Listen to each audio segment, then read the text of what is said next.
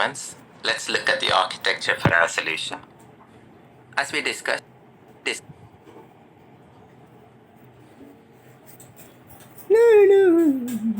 any detail into Power BI. As I said, the solution we're building will be specific for is based around my pet project. As we discussed, we'll ingest the COVID-19 data from the European Centre for Disease Prevention and Control website, otherwise called ECDC. We'll use the HTTP connector within Azure Data Factory to get the data. For the Eurostat data, we'll keep the population file in an Azure storage account and ingest from there. We could get this data directly from the Eurostat website, but we'll instead ingest from an Azure storage account. This is only because I want to teach you another type of connector other than HTTP connector that we've already used for the COVID-19 data. Both the datasets will be ingested into the Azure Data Lake storage. We'll then use Azure Data Factory to transform this data. We'll use the transformation capability called data flows within the data factory for the couple of datasets. We'll use HT Insight for another dataset and Azure Databricks for another one. For the HT Insight and the Databricks transformations, Data Factory will be used as the orchestration tool rather than the transformation tool. All of the transformed data will then be stored in our data lake for use in machine learning models. We won't be building the machine learning models as it's out of scope for this course. We'll also push the subset of the required data to the SQL database so that it can be used for reporting. We'll then build a Power BI report from this data. The focus of this course is Azure Data Factory rather than Power BI, but I'll do a quick lesson on building the report. Let's now have a look at the solution to understand why we've used these specific technologies. Firstly, we've used Azure Data Factory for all our data integration and orchestration. We used ADF for data integration because it provides connectors to all our data sources in this project.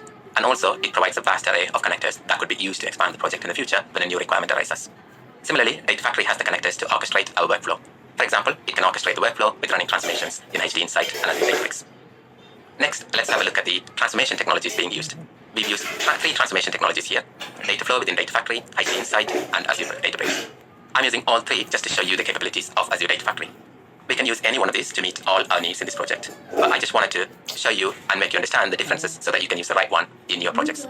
All three of these technologies are run on distributed infrastructure and they're easily scalable. The difference is that Dataflow gives you a code-free transformation tool which makes it easy to develop and maintain the transformation. But at the same time, it is good for simple and medium-level complexity transformations, but it lacks in its ability to develop complex transformations. The other two options, HT Insight and Databricks, will require you to write the code in one of Spark-supported languages such as Python, Scala, or Spark SQL. HT Insight also gives you the ability to write code in a SQL-like language called Hive and also a scripting language called Pig. So based on this, you should choose the tool of your choice depending on your requirement and the technical skill available within the team. Now let's have a look at the storage solutions used. We're using Azure Blob Storage to keep the population data, Azure Data Lake Storage Gen 2 as the data lake, Azure SQL Database for our data warehouse solution. Let's go through each one of these. Azure Blob Storage is a solution for storing large amount of text or binary data. You can use blob storage to distribute data centrally in a business or to expose to the world. In this case, let's assume that one of our teams have collected data from Eurostat about the country's population information, curated the data, and made it available for other business areas. And we are one of the teams for which the data has been distributed via the blob storage. Next, we've used Azure Data Lake Gen 2 for our data lake. Azure Data Lake Gen 2 is Azure's recommended storage solution for building enterprise-level data lakes. It can store multiple petabytes of data while sustaining hundreds of gigabytes of throughput. This is built on top of Azure Blob Storage, so it is cost-effective, but with the added benefits of better performance, management, and security. You can mount data lake storage to other big data solutions, such as Hadoop, Databricks, and Synapse Analytics. And finally, we've used Azure SQL Database for our data warehouse solution. Azure Synapse Analytics, formerly called Azure Data Warehouse, is a better solution for large data warehouses due to its massively parallel processing architecture. We're using SQL Database instead, mainly due to the small amount of data we're processing. If you would like to use Synapse, please feel free to do so. Everything taught here should work except for connectors to the database, which you'll have to point at the Synapse connectors rather than the SQL database connections. We're using Power BI to report the trends we want to report. It has rich features that we can use to develop meaningful reports and share across our teams. Hope this has given you an understanding of our solution architecture. In the future lessons, I'll give you more insights. It's our job as data engineers to figure out the best storage solution.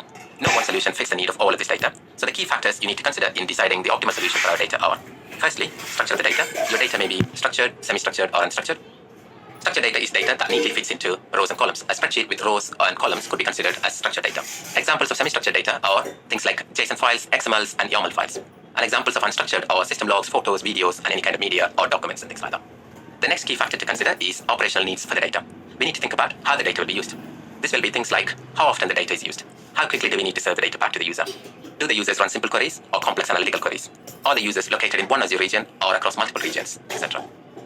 Azure provides a number of solutions to store and operationalize data based on these key factors. So let's look into those ones. Let's consider the database offerings first. We have the following database solutions to process structured data. Azure SQL Database, which is a fully managed cloud-based database that runs on the latest version of the Microsoft SQL Server database engine. Azure Database for MySQL, which is a fully managed enterprise-ready community MySQL database as a service. Similarly, we have the Azure SQL database for Postgres and MariaDB, which are fully managed enterprise-ready PostgreSQL and MariaDB database as a service on Azure. On top of this, we have the option to use the marketplace to provision a whole host of virtual machines with databases pre-installed in them, such as Oracle SQL Server or PostgreSQL. Next, let's consider Azure Storage Account. Azure Storage provides a variety of storage solutions under one umbrella called Azure Storage Account. For those of you familiar with AWS, this could be comparable to Amazon S3. There are currently 5 types of storages available under this. Blob storage that can store unstructured data such as text files, media, documents, PDF, and that kind of information. File storage offers a fully managed cloud file store that you can access from anywhere via SMP protocol. Disk storage for storing virtual machine disks on Azure VMs. Table storage that lets you store structured data in the form of key-value pairs. And finally, queue storage that can be used to store and retrieve messages from the queue. Azure also provides us with storage solutions that are specifically designed for big data analytics. Data Lake Storage Gen 2 is a storage solution designed for building enterprise data lakes on Azure. This solution has been designed to service multiple petabytes of information while sustaining hundreds of gigabytes of throughput. This is built on top of the blob storage with additional features such as enhanced performance for big data analytics and support for Hadoop-compatible workload, enhanced management with its hierarchical namespace, better security using PAS6 permissions on folders and files. As it's built on blob storage, it's also inexpensive to run. Azure Cosmos DB is another storage solution offered by Azure. Cosmos DB is a fully managed NoSQL database for modern application development. It's globally distributed, which allows us to elastically scale throughput and storage across any number of Azure regions.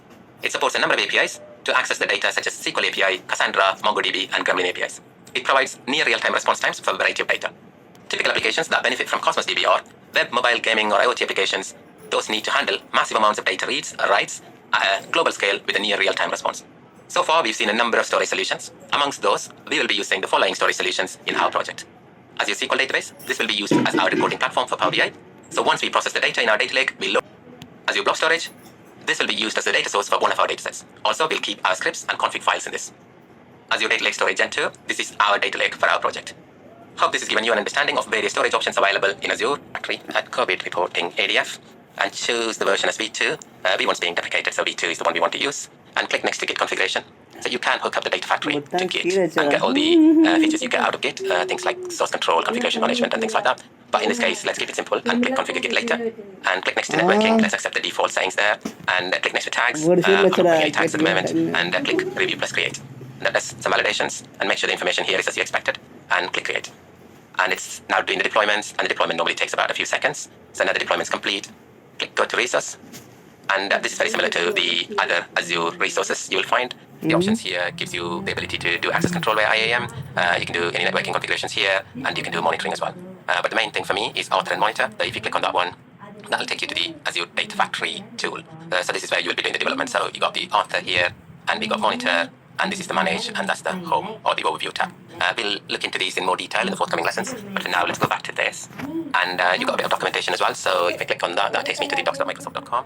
And there is a bunch of documentation. I'd encourage you guys to go and read through those. And if I come back here, so one of the things I normally do is actually I pin any resources I create into a dashboard so that in the future I can come back and easily find them. So if you click on the pin, it brings up that one. So we don't have a dashboard. So let's create a dashboard and call it COVID reporting project.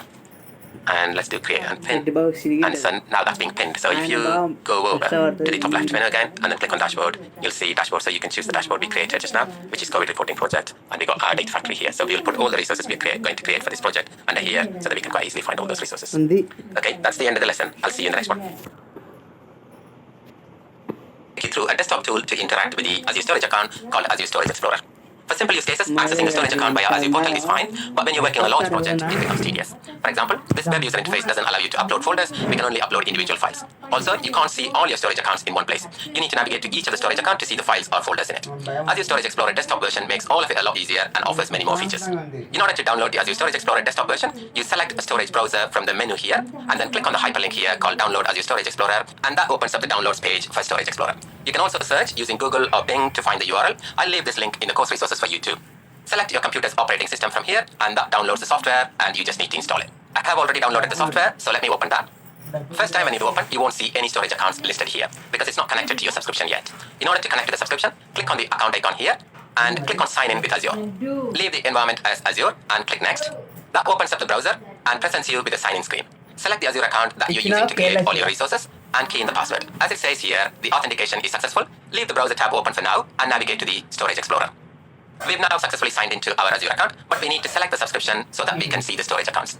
My subscription is under the default directory. So let me select that. If you haven't done any other changes, you will also see your subscriptions under the default directory. So let's click on the default directory and select the subscription. In my case, it is pay-as-you-go subscription. Once you've done that, you can either click on the Open Explorer or click on the Explorer tab here. So I'm going to simply click on Open Explorer, and that opens up my subscription. As you can see, I've got pay-as-you-go subscription listed here, and when I expand, I'll see all my storage accounts. But if your subscription is new and you're just using for this course, you'll only see the new storage account that you created, but I've got many more from other projects as well. So as you can see, COVID Reporting SA is the storage account that we've created. As you can see, now I can interact with all the storage accounts like I would on a Windows Explorer. I can upload files or even folders to these containers. I can create containers from here, and I can copy files or folders even between storage accounts or within the storage account containers. As you can see, it's a handy tool to have in your workstation when you're working on a production environment. So I would highly recommend you to download it. Even though you might not need this tool for your course project here, please download it and get familiar with the tool, so when you're in a production environment, you will feel at home. So that's the end of this lesson. I'll see you in the next one. And the validation's now succeeded, so let's click on create, and that should create our storage account. And the deployment is now complete. It took about a minute to do the deployment. Let's click on go to resource to go to the storage account. This page is very similar to what we saw with the standard storage account. The only difference you may notice is that we've got the properties of the data lake storage listed here with the hierarchical namespace being enabled. But with the standard storage account, you may have seen a blog service section here rather than the data lake storage section. That's the only difference between the two. Apart from that, everything else is the same. In order to access our containers, file shares, or queues or tables, you can either access it from this section or go to the web UI version of the storage browser and go to the containers, file shares, queues, and tables from here. Or, as we did with the standard storage account, you can open the Azure Storage Explorer desktop version and then interact from here. So as you can see, we've got the new storage account, which is our data lake listed here, which is COVID Reporting DL, and you can do everything you would normally do with a standard storage account from here as well. Let's now go back to the Azure portal and pin this service to our project dashboard so that it's there when we need it. So that is our COVID Reporting project, and let me click on pin. And that's now been added to the dashboard. So that's the end of this lesson. I'll see you in the next one.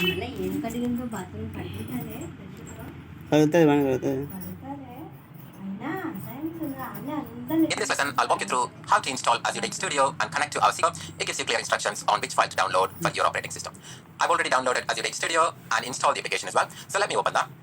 So this is Azure Data Studio. The first thing we want to do is to connect to our database server. In order to do that, expand the servers menu here and click on new connection.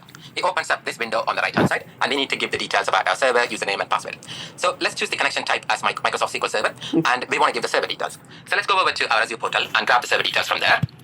So if you go over to the overview tab of your database, you will see the server name on the right hand side here. So let me copy that, and let me go over to the Data Studio again, and I'm going to paste it here. So we can leave the authentication type as a SQL login because that's what we chose rather than the Active Directory login. And let's give the username and the password we created. My username was ADM, and let me key in the password as well. And let's click on the database. We want to see the database as COVIDDB, so it's loading it at the moment, and it's brought back the two databases which are available within our server. By default, normally a master database is created, and we also created the other database, which is COVIDDB. So let's pick COVIDDB from here, and you can leave the other things as default. You can give a name for our connection here if you wanted to, but otherwise just click connect. So we've now successfully connected to our database. As you can see, the green dot here indicates that the connection is successful, and it's listing all the tables and views and everything here. It's a much nicer interface than what we saw within our Azure portal. So in order to run a query, you come over to new query here, and then you can type in the query. So let's run the same query that we ran previously, which is select star from sys.allobjects. As you could see, it was helping me out and nicely guiding me through the query when I was writing it. So those are the nicer features you would get from a desktop application. So let me click on run to run the query, and that's got back the results for us. From here, you can download the results, you can plot charts and all of that kind of cool stuff with it. So mainly, it's got things like IntelliSense, and you can debug your queries. You can also do other things like formatting the code, etc. So as I said before, either I would go for Azure Data Studio or use the SQL Server Management Studio in order to interact with the SQL database, because they are better options than just using the portal. So that's the end of this lesson. I'll see you in the next one.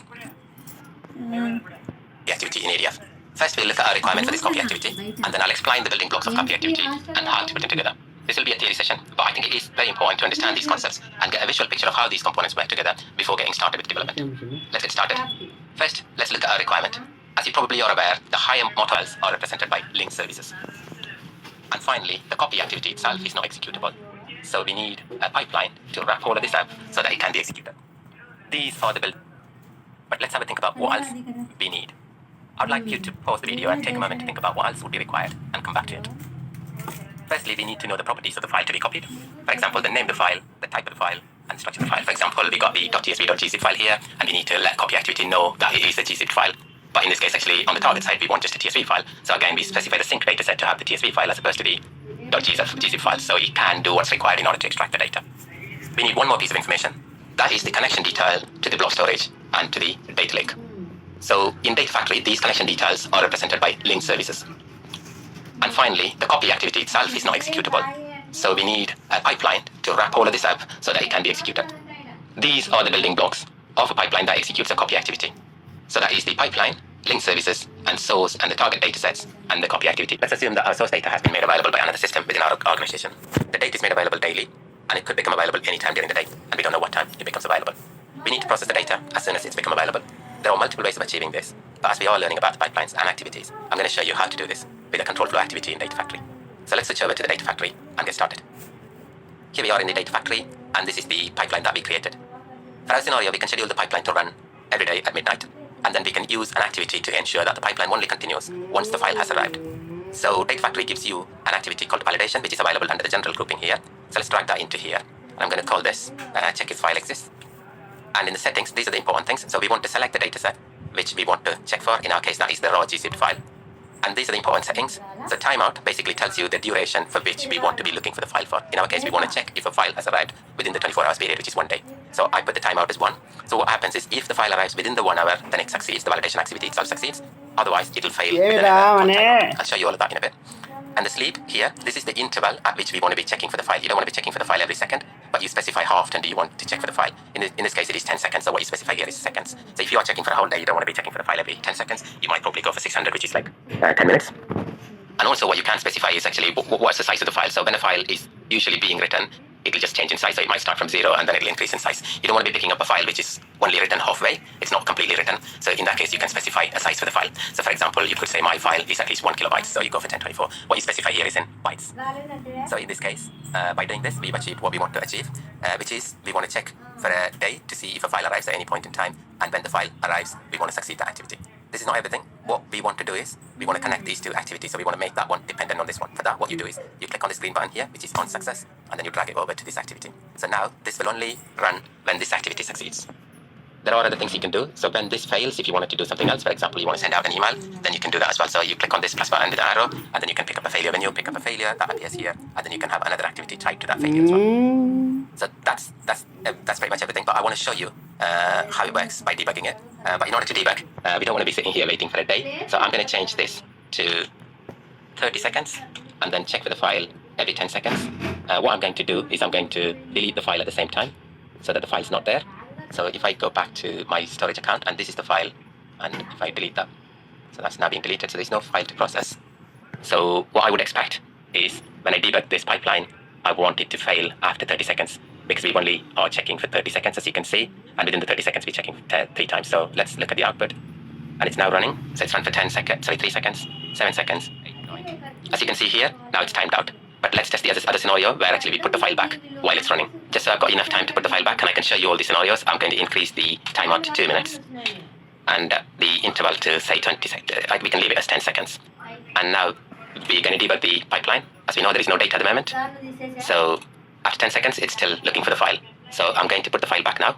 So let's upload the file. And that is our gzip file. So let's open it and upload it. It's doing the transfer. Yeah, the file's back now. So if I come back here, the pipeline should have succeeded. So it's succeeded now, and it's done the copy as well. So as you can see, you can use the validation activity to ensure that the file you're looking for has arrived, and if it hasn't, you can keep looking for the file for a certain amount of duration. So that's effectively what the validation activity does. There are documentation from the Microsoft website. I would encourage you guys to have a look at it, because things change every day. But I've explained everything in here, I think. That's the end of this lesson. We'll look at the second scenario in the next lesson. In this lesson, we're going to discuss the second scenario that's very common in the real world. It's more often than not, IT systems change, and so do the outputs. We want to ensure that the file we've received is as expected before copying the file to the data lake. Otherwise, we could inadvertently breaking someone else's process. Again, there are multiple ways of achieving this, but we're going to implement a simple solution for this using a couple of control flow activities. Let's switch over to the Data Factory and get started. Okay, here we are back in the Data Factory. The task here is to get additional information about the file and then validate that. As you know, we expect 13 columns in the input file, so let's make sure that the file has 13 columns before we copy the data to data lake. So Data Factory gives you 2 activities, one called get metadata. That'll let you get the metadata about the file itself. And there is another one called if condition activity. That'll let you make sure that the condition is satisfied. So in our case, you can ask if condition to check whether the column count is 13 before you call the copy data activity. Let's start with the metadata activity. I'm going to call this as get file metadata. And what you see here on the screen, the other things are very similar to what we've seen previously. So let's move on to dataset. Pick the dataset you want to get the metadata for. In our case, it is the raw gzip file. And then the main thing here to look is the field list. So if you click on new, this is where you can pick the type of metadata you can get from the metadata activity. So the first one I want to pick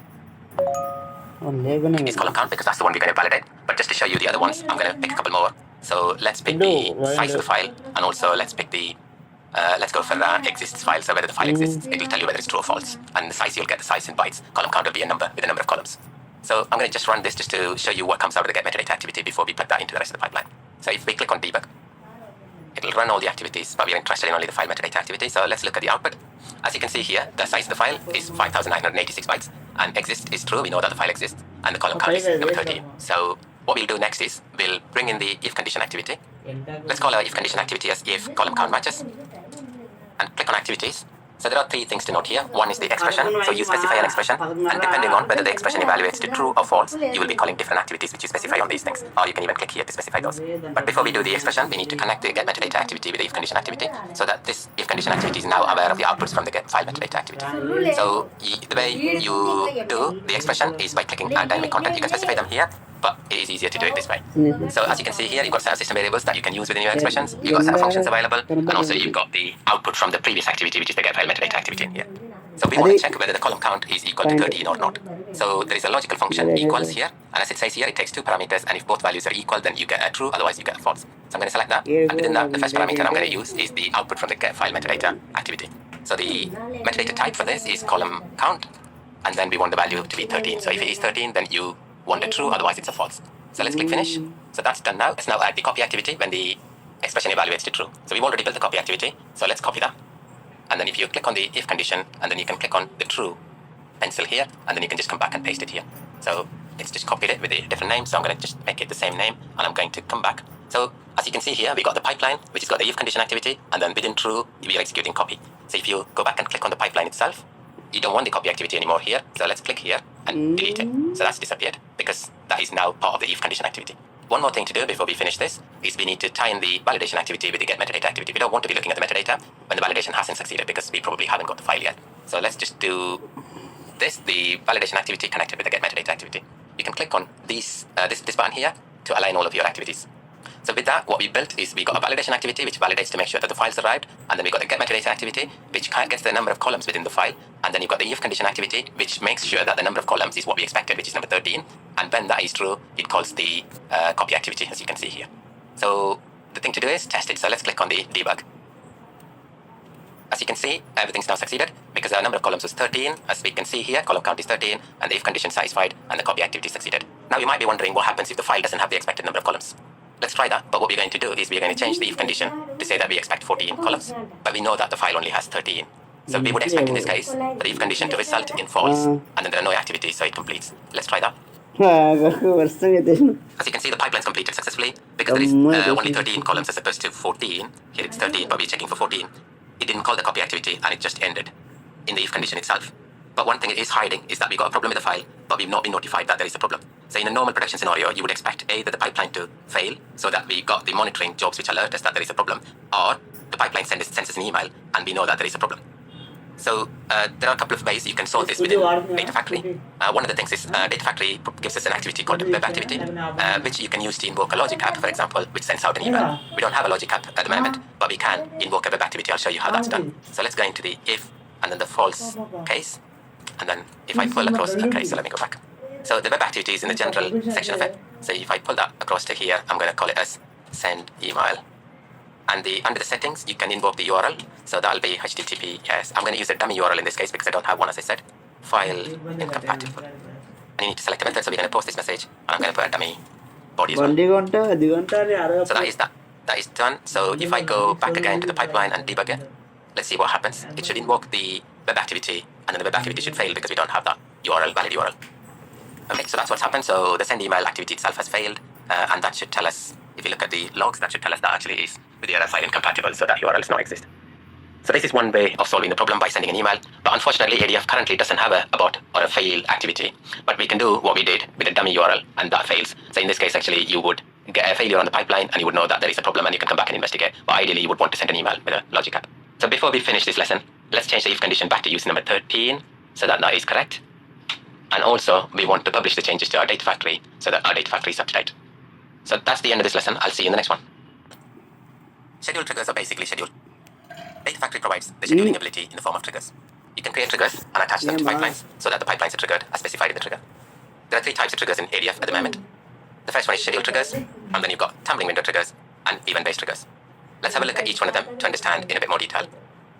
Scheduled triggers are basically scheduled to run on a calendar. So if you're familiar with creating meetings in Microsoft Outlook or any other calendar application, you would immediately understand it. This trigger works exactly in the same way. It supports periodic and specific times. The time doesn't have to be at regular intervals. For example, it can be 1 a.m. and 10 a.m. every day. You can have many-to-many relationship between triggers and pipelines. For example, you can attach all your ingestion pipelines to one trigger, and that'll invoke all the pipelines at the same time every day. Similarly, you can invoke the same pipeline from more than one trigger. For example, you might want to run a database maintenance pipeline during ingestion as well as transformation. If that's the case, you can attach the maintenance pipeline to both of the triggers, which are your ingestion and the transformation triggers. The scheduled triggers can only be scheduled to start in the future. You can't run them for a past day or a time. And also, it doesn't make sense to do it that way. And for that, you've got tumbling window triggers.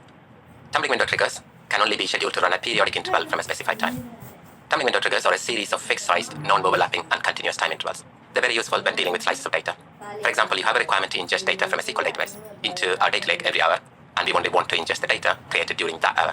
You can attach the pipeline to the tumbling window trigger, and that'll invoke the pipeline every hour and pass the window start and the end time to the copy activity, which can then use those times to fetch the data for that particular slice. You can schedule a tumbling window trigger to run for a past date, as we said before. So if you want to ingest or process data for a previous slice, you just need to run that slice. So for example, you want to get the data from 9 a.m. to 10 a.m. yesterday, you just run that slice and it'll fetch the data that got created during that period. Due to the fact that they are tightly coupled with pipelines, you can only have one trigger for a pipeline and vice versa. At first, you might be thinking that you can do everything the tumbling window trigger does with the scheduled trigger, but there are significant differences, and we've covered a few here. I'll walk you through the rest when we look at the tumbling window trigger in Data Factory. The next one is event-based triggers. They are very simple to explain. They run pipelines in response to an event, such as the arrival or a deletion of a file in a blob storage or a data lake storage. Similar to scheduled triggers, you can have many pipelines attached to one trigger and vice versa. So that is a brief explanation about the three types of triggers. Hope that's given you an understanding about the types of triggers available within Data Factory and their uses. Let's switch over to the Data Factory and see them in action. Okay, here we are in the Data Factory. Click on the last icon on the top left, which is Manage, and then here you can click on Triggers to create a new trigger, and click on New. So as we said before, we got the three types of triggers listed here, and the default is the scheduled trigger. So let's talk about the scheduled trigger first. So as we said before, you can have the scheduled trigger to start at a specific time. In this case, it is the 16th of October at 4:09 p.m. Please be careful that this time is UTC, which is the Coordinated Universal Time. At the moment, Data Factory doesn't support other time zones, so you need to calculate the corresponding UTC time for which you want the job to run, and then schedule it accordingly. So here you can set the recurrence. So in this case, it says 1 minute, but you can go hours, days, weeks, and months. So let's say every day we want the job to run, and you can pick the times at which you want the job to run, or the pipeline to run rather. So I'm going to pick 10 a.m. and say 10 a.m. and 2 p.m. So that'll be 1400. So now it's gone for 10:09 and 14:09 because the current time is 09. So if you want to put the minutes as well, if you put 0, then it's going to run at 10 a.m. and 1400, which is 2 p.m. as I wanted it to. And you can have a no end date, or you can set it to end on a particular day as well. You can have different times as well. So if you wanted to run at 10 o'clock and 2 o'clock, and also 10:30 and 2:30, you would have to put 30 here, and it's worked out 10, 10:30 to 2:30. These are the times it's going to run. So that's everything about the schedule trigger. But tumbling window trigger is a bit more involved. So as we said before, tumbling window triggers have to happen at a regular interval.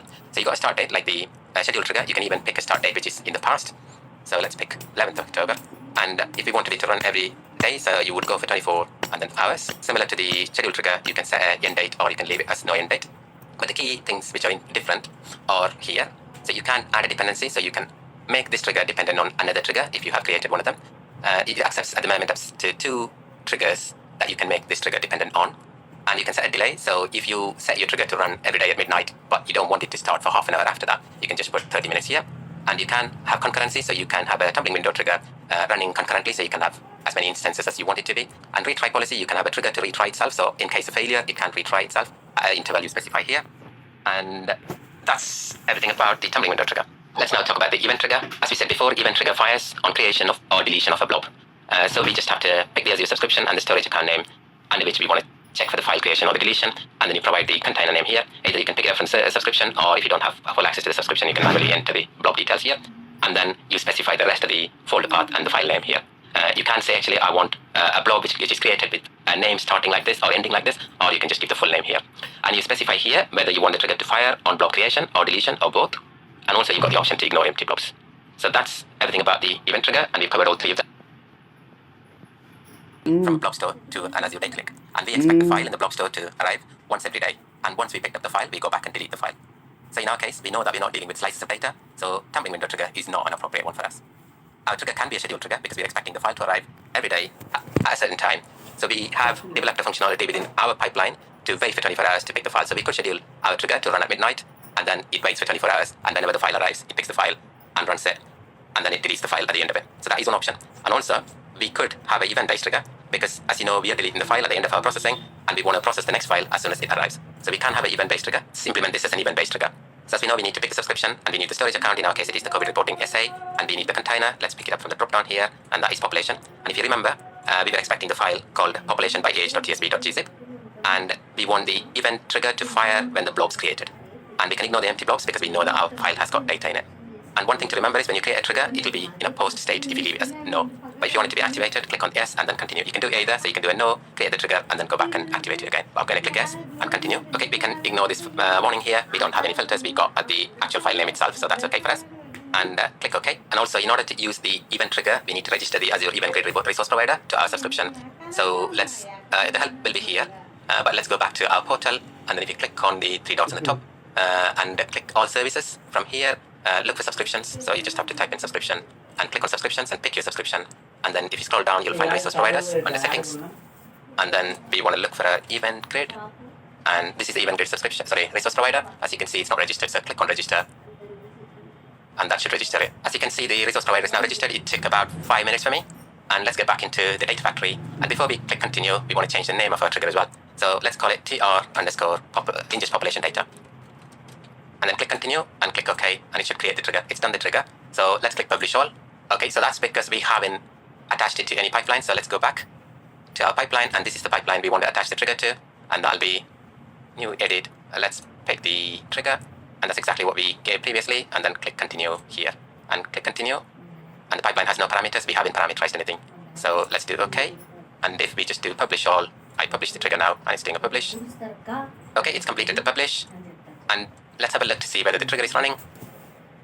So as we know, we deleted the file from our storage account at the end of our last execution because we got the delete activity to do that. So if I refresh, there are no files here. Let's upload the file so that the trigger can fire. And the upload is now complete. So let's have a quick look. Okay, so the trigger's run through and it's succeeded as well. Before we look into the pipeline results, I want to give you a quick tour of the monitor dashboard here so that you understand what we've been looking at. So when you come here, you've got the dashboards. Normally, it would tell you how many pipelines and activities or triggers have run, so they are like default dashboards here. So at the moment, we only had one pipeline which invoked 5 activities. So if you remember, we've had the validation, get metadata, if condition, and also a delete activity and a copy activity. So the 5 have been counted here, and we've had one pipeline execution as well, and one trigger execution. So that's what the dashboard tells you. And if you want to look at the pipeline executions, you would look at here. And if you want to look at the trigger executions, that is in here. And we got the integration and runtime sessions. We only have the default Azure's auto-resolve integration runtime. We haven't got any self-hosted at the moment. And data flow debug, again, we haven't touched on that yet. And if you want to create any alerts and notifications, you can do that here. So we can create a new alert rule, and then we can send it to an email group or anything like that in case of failures or even success.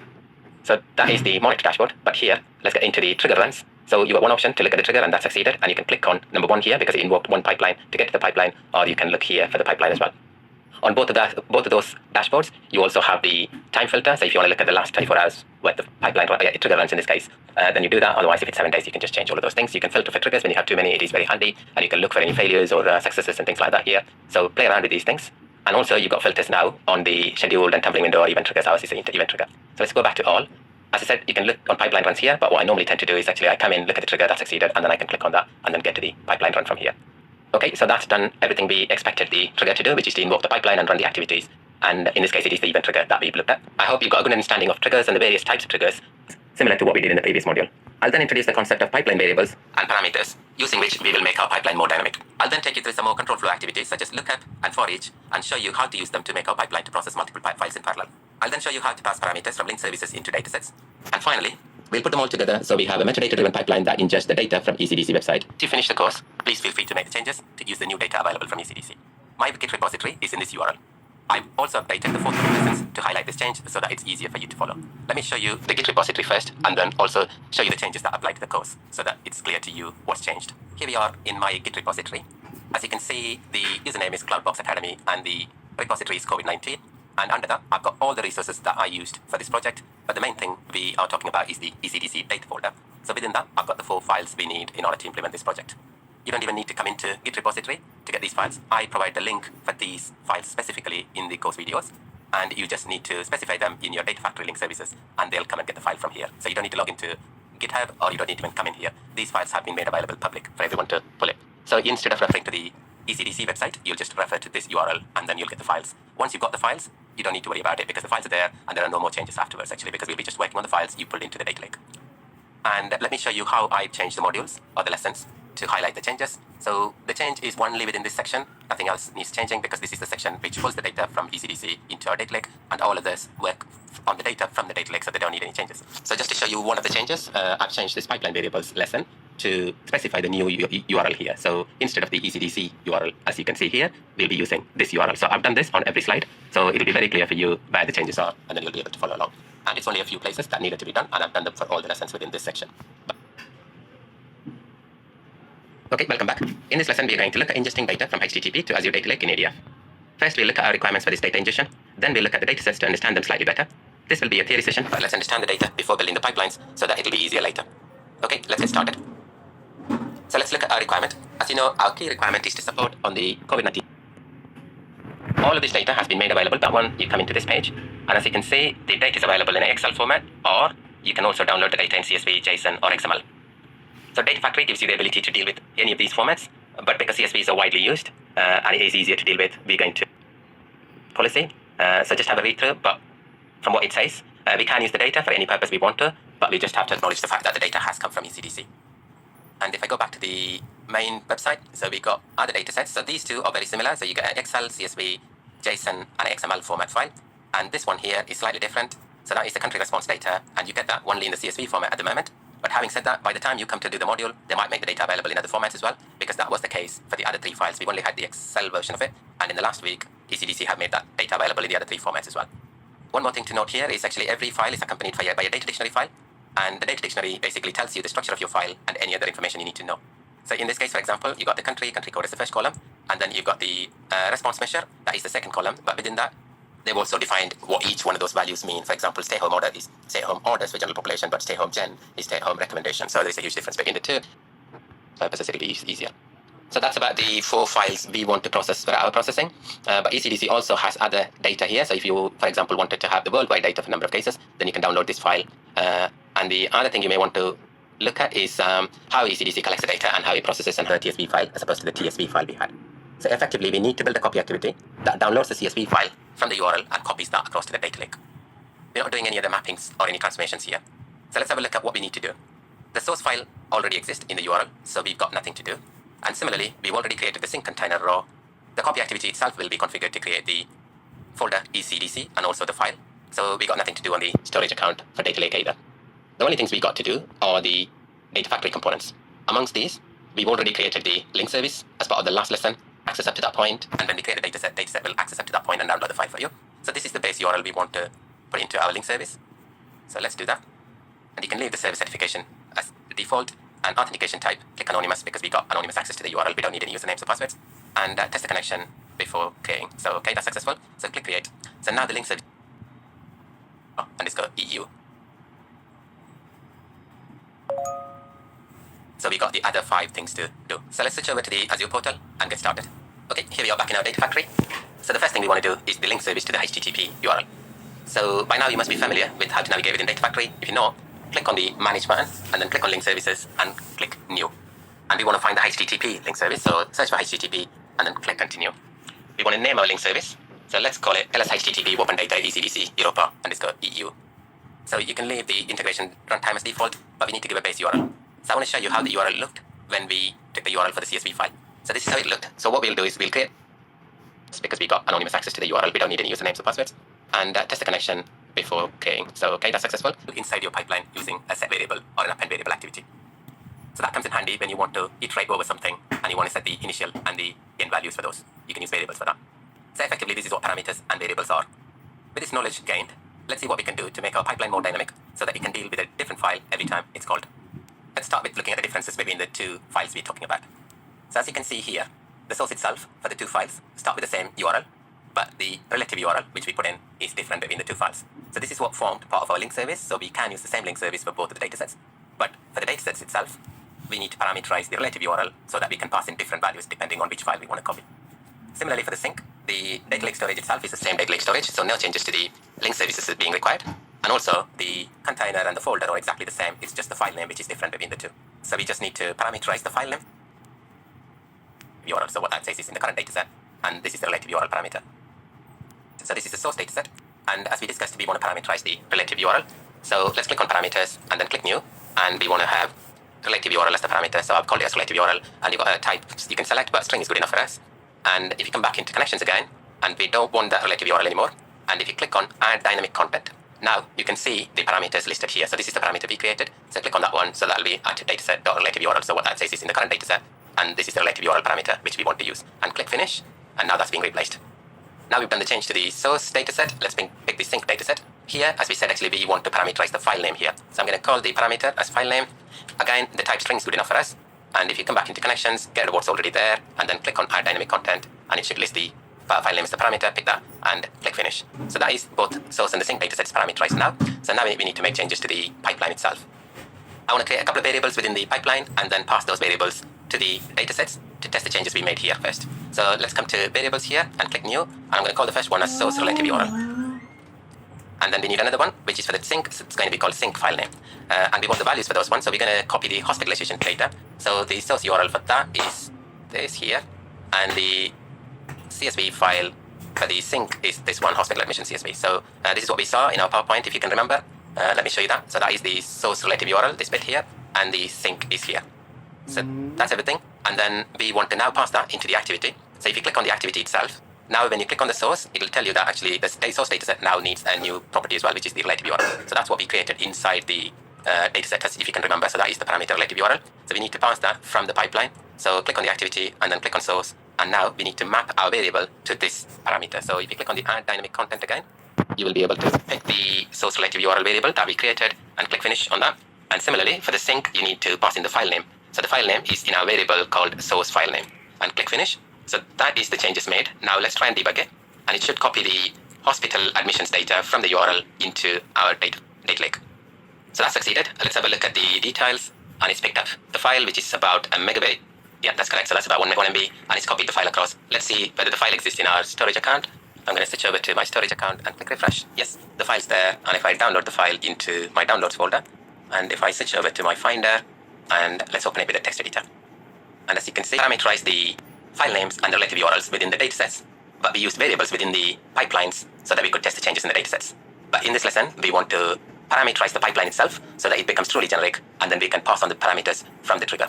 So let's convert these variables into parameters. I'm going to copy this and create a new parameter here, and then copy another one and create a new parameter here. Let's delete these two variables. We don't need them anymore. So the parameters, we don't have a default value. We're going to pass them at runtime. So before we do that, we need to change the copy activity to use the parameters as opposed to the variables. As you can see, it's in red. So that's an error. It doesn't exist. So let's delete that and replace with the parameter. So in this case, this is for the sync. So we need the parameter sync file name. So that is a pipelines.parameters.sync file name. Click finish. And similarly, we want to change the source as well. So that is going to be the URL. So let's pick the URL parameter we just created and click OK. So that is now truly generic. We got no parameters, nothing hard-coded. But having said that, we called all our datasets and the pipeline as cases and deaths. So I think it is better to change them now to reflect what they really do. So if I click on the source dataset itself, in order to change the name of the dataset, we need to click on this here, and let's call it as ECDC. So that will be generic for any ECDC data, any ECDC CSV data. And similarly, let's do the sync as well, and we will change that to ECDC here. And the pipeline itself, we can change that as well because it's not only doing cases and deaths now, it is doing all datasets. So if I click on the properties here and change that to ingest ECDC data. And let's make sure that the copy activity is still okay. And the source now, okay, I've mistyped it, so that should be ECDC as opposed to ECDCS. And if we go back to the pipeline, that's pointing at the new source, and the sync is pointing at the new sync as well. So all the changes are made, and the pipeline is truly generic. Let's debug it. But when you debug, now it's going to ask for the values for the parameters. So let's pass on the URL for the hospitalization data, which is going to be the URL here. Let me paste it. And the sync file name is going to be the hospital admission.csv. So let's click OK. And now that's running. So let's have a look in the output section here, and it's been queued. And the pipeline succeeded. As you can see, it's copied all the data like it did before, which is great. But you might be wondering how can the now it's going to ask for the values for the parameters. So let's pass on the URL for the hospitalization data, which is going to be the URL here. Let me paste it. And the sync file name is going to be the hospital admission.csv. So let's click OK. And now that's running. So let's have a look in the output section here, and it's been queued. And the pipeline succeeded. As you can see, it's copied all the data like it did before, which is great. But you might be wondering how to pass the parameter values at runtime. The last module, we created the event trigger for getting our population data. In that case, which is appropriate, but here, event trigger is not an appropriate one because the file in the URL will always exist. So ECDC would update the data anytime they've got the data available, but the file will always be there. So we can't use an event trigger. So we should either go for a schedule trigger or a tumbling window trigger. In this case, schedule trigger would be appropriate because we're not looking at slices of data. We are looking at getting the data at a certain point. So let's create a schedule trigger. I'm going to call my schedule trigger as tr_ingest hospital admissions data. Click schedule and start date. I'm going to go for the current time so that it runs and we can see the results. And use the recurrence as 24 hours or even 1 day because we want it to run every day and get the data. And click on no end date, or if I say I want to stop it in a couple of days time, I can go for the end date, but I'm going to leave it as no end date, and you can have the trigger activated or not activated. So I'm going to say I want the trigger to be activated. Okay, but before we publish the trigger needs to be attached to the pipeline. So if we come over to the pipeline and then add trigger and click on new or edit and choose a trigger, so we got 2 triggers, but we want the hospital admissions data is the one we want. But as you can see, these are the details we gave when we created the trigger. If you click OK, now it should ask for the parameter values. So we can pass in the values we want to pass, which is the URL, relative URL for the source, and the target was going to be the hospital_admissions.csv. So let's keep that as well. And if you click OK, and then if you publish, then that'll tell you it's got the pipeline and the 2 dataset changes we made, and then a new trigger to publish. So click on publish, and it'll publish. One thing to bear in mind is triggers only run when they're published. Until then, they won't run, unlike a debug, which will run anytime. So in order to monitor the triggers, you come into the monitor button here, and then you can see whether a trigger is running. So let's click on refresh. The trigger is not running because while I was talking, the time has passed. As I said before, in the triggers lesson, the schedule trigger won't run for a future time. So if we change it to, say now 35, and it should run at 35 past. So I've got a minute to go. So hopefully it publishes within a minute, and then it should start running at 35 past. Yep, as you can see, the trigger has come in and it's run through. So if we look at what it's done, we can see, let's click on the pipelines and go there. But before that, if you click on the properties, you'll know actually what time the trigger has come in and run. So in this case, okay, let's expand that. So in this case, actually, it came in at 12:35 p.m. and it ran through. So that is the UTC time, and it's got the name and all the information there as well. File as a JSON object from the lookup activity, and then to invoke other activities. So what we need basically in order for the lookup to pick up the file names, so we got the source URL and the sync file name from somewhere, is to have a file or a database table which keeps that information. So the easiest way to do that is to put it into a file as a JSON object, and then you can get the information from there. So I've created a JSON file which contains the information we need. Let me show you how that looks. So this is my JSON file, ECDC file list for 2 files. JSON, we just kind of deal with 2 files to start with. And it's an array. Within that, I've got the source URL and the sync file name for the first set of files here. And then on the second occurrence, I've got the hospital admissions file. So we can use a lookup activity to read this information. It'll read, and then we can get the for each activity to just iterate over this list. So it'll go over the first list first, and then it'll go over the second one. And for each one of those, we can call the copy activity. So let's upload this file into an Azure blob storage so that the Data Factory can read from there, and then we can go and develop the solution in Data Factory. Let me switch over to the Azure Storage Explorer, and this is my blob storage account, and I'm going to create a new blob container. I'm going to call that as configs, and I'm going to upload the file, and that was the ECDC file list for 2 files.json. And if I upload that, that's done. And in the meantime, let's switch over to the Data Factory, and the first thing we need to do is we need to create a dataset which points to that file we just uploaded. So let me click on there, click create new dataset, and then this is going to be a blob storage dataset, and the file was going to be a JSON file. Click continue, and then let's call this one as DS ECDC file list. And the link services will be the blob storage link service, which we created already, and we need a file path. You can click here, and then this is the configs. We put the file under there, and the name of the file is this. So let's click on that one, and let's import the schema, and then click OK. Okay, so that dataset's now being created. Now we need to access the dataset from a lookup activity. So before we put the lookup activity into the main pipeline, I'm going to create a test pipeline and show you how the lookup activity and the for each statement work, and then we can plug it into here. This is mainly because if I put the lookup activity into the main pipeline, then we'll have to run the copy activity every time we come to debug something. So I'm going to call this pipeline as test, and let's get the lookup activity. That'll be under general, and bring in the lookup activity, and we don't need to worry about the names because we're going to delete this pipeline in a minute. And click on settings. You'll have to pick the dataset, which is the DS ECDC file list. And the only thing you need to be careful about is the last item here, first row only. So you can ask a lookup activity to give you just the first record or everything within the file. In our case, we want everything within the file, so we need to untick that. So that is basically the lookup activity done. Let's debug this. Okay, so that's succeeded, and let's have a look at the outputs. So that is, I'll go back and show you. So that is the right arrow here, and that's what is the outputs. As you can see here, it says actually we had 2 records, so count equals 2, and then the value is the section of our data, so it's brought back this JSON record in here. So one thing to remember is whenever we need to access the output from the lookup activity, we need to access this object. So we will be going with output.value.sourceRelative to get the URL here.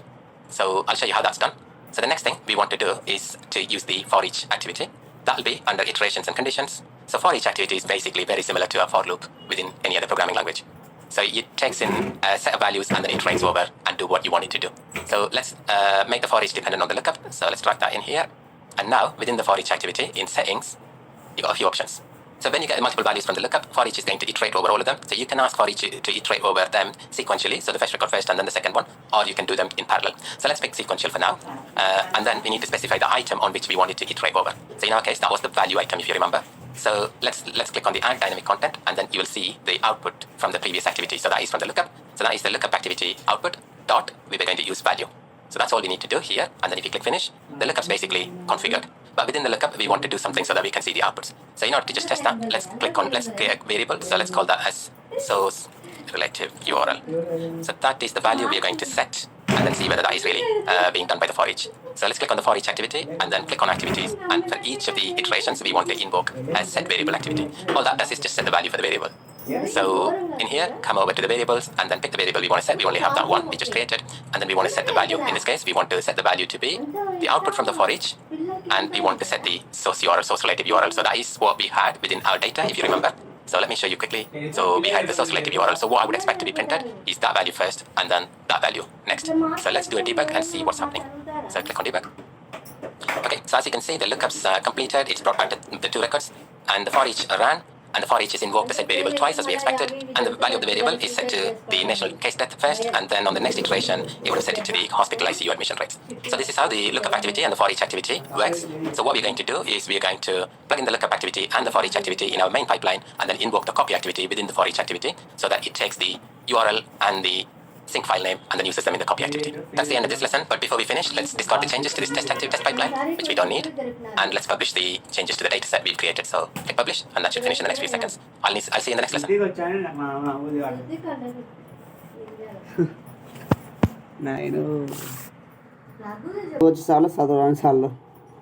Here, click apply. Write files for us. But if you look here, the country response file contains the base URL, which is different to the others too. That would require us to parameterize the link service so that we can pass that as a parameter. So let's switch over to the data factory and make those changes first. Here we are back in the data factory. Let's click on the manage button and find the link service that we need to change. The one we need to parameterize is our HTTP link service, so click on that one. And then at the moment we got the base URL hard-coded, but that's the one we want to change to a parameter. So let's click on new, and then we're going to call this as source base URL. And we need to now get rid of this, and then click on add dynamic content and pick the source URL as the base URL, basically as the value to be put in here. So click finish. So now this is being parameterized, so the link service expects the base URL to be passed in, and then that is what is going to be used in the base URL here. Click apply. And then if you come over to the author tab again, and we need to find the dataset which uses the link service, which is this one here with the HTTP on it. And as you can see, underneath the link services now, we got a new line which says what is my source base URL. So we need to give that one. So let's create a parameter in our dataset, and we're going to call this as base URL. And if you come back here and click on add dynamic content, and base URL will be appearing here, and use that one and click finish. So now the dataset knows what the base URL is, and that's got a parameter for that as well. But we need to make a corresponding change to our pipeline as well. So within the pipeline, at the moment we only have the source relative URL and the file sync file name. So let's create a new one and call that as source base URL. And now on the copy activity, we need to look at the source. So that's got the space URL here. So we need to map that to our pipeline's parameter for source base URL. So that is that one, and click finish. So what we've effectively done is we've got the parameter source base URL in our pipeline, and we pass that onto our source dataset here. And the source dataset itself, if I click open there, itself has passed that onto the link service here. So it's just passed 3 lines down the line and got to the link services. So I hope that makes sense. But now let's debug and see whether the changes we made are going to work. So click on debug, and now it expects 3 parameters as opposed to the 2 previously, and the new one is the base URL. So we're going to test for the country response file first. So I'm going to give that URL, which is the ecdc.europod.eu, and then we need the sync file name, which would be the country response.csv, and then we also need the base URL, the relative URL, that is this, and let's click OK, and that's running now. Okay, so that's succeeded. Let's have a look at that. Yeah, okay, so that's taken the file, which is 46 KB from HTTP into Data Lake Gen 2. So let's switch over to the Storage Explorer and see whether the file's really arrived. And that would be in our data lake. So let's click on raw, ECDC, and the file's there. So if I download the file, and if I put it into my downloads folder, and then let's switch over to the downloads folder, and that is the country response file open with the text editor, and you can see the full values there. Let's now switch over to the data factory and publish the changes so that we don't lose them. So here we are in the data factory, and let's do a publish all it's just the pipeline's data sets, link services, and the trigger. So click OK, and the publish is now completed. So in the next lesson, we're going to bring all of these together, and we'll process all 4 files at the same time using our configuration file. I'll see you in the next lesson.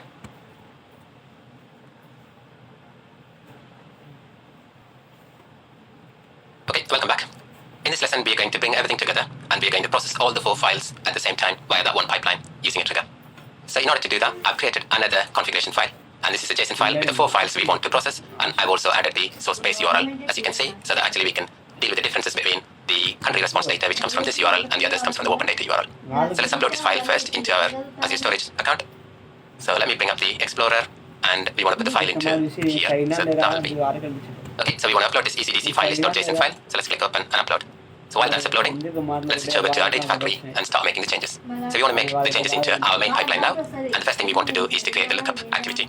So let's create that, which is in the general tab, and drag that into our pipeline. We're going to call this as lookup ECDC file list. And then switch to settings and select the dataset that we created, which is our DS ECDC file list. And as we said before, we don't want to take the first row only because we want all the records. And the next thing we want to do is to create our for each activity. So that is here. So let's drag that in. And that has to be dependent on the lookup activity. And we're going to call this as execute copy for every record. Next, click on the settings. And now we want to define the item. So as we know from before, we need to get the lookup activities output and then dot value, because that's the one which would contain our values, and click finish, and we can do them sequentially or in parallel, it doesn't really matter. So we'll try and execute all 4 copy in parallel. And now right click on the copy activity and copy, because we're going to put that into the for each activity. So either you can click here, or if you click on the for each activity and then come over to activities and click on the pencil here, and you just paste that in here. So this would be copy ECDC data, as we've already got, and come back to the pipeline and delete the copy activity from here, because now the copy activity is part of the for each statement. And now we need to start changing the references to the parameters we previously had and replace them with the lookup output.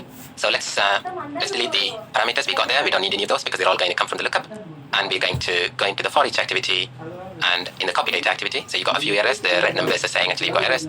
That's because we haven't got valid parameter values here.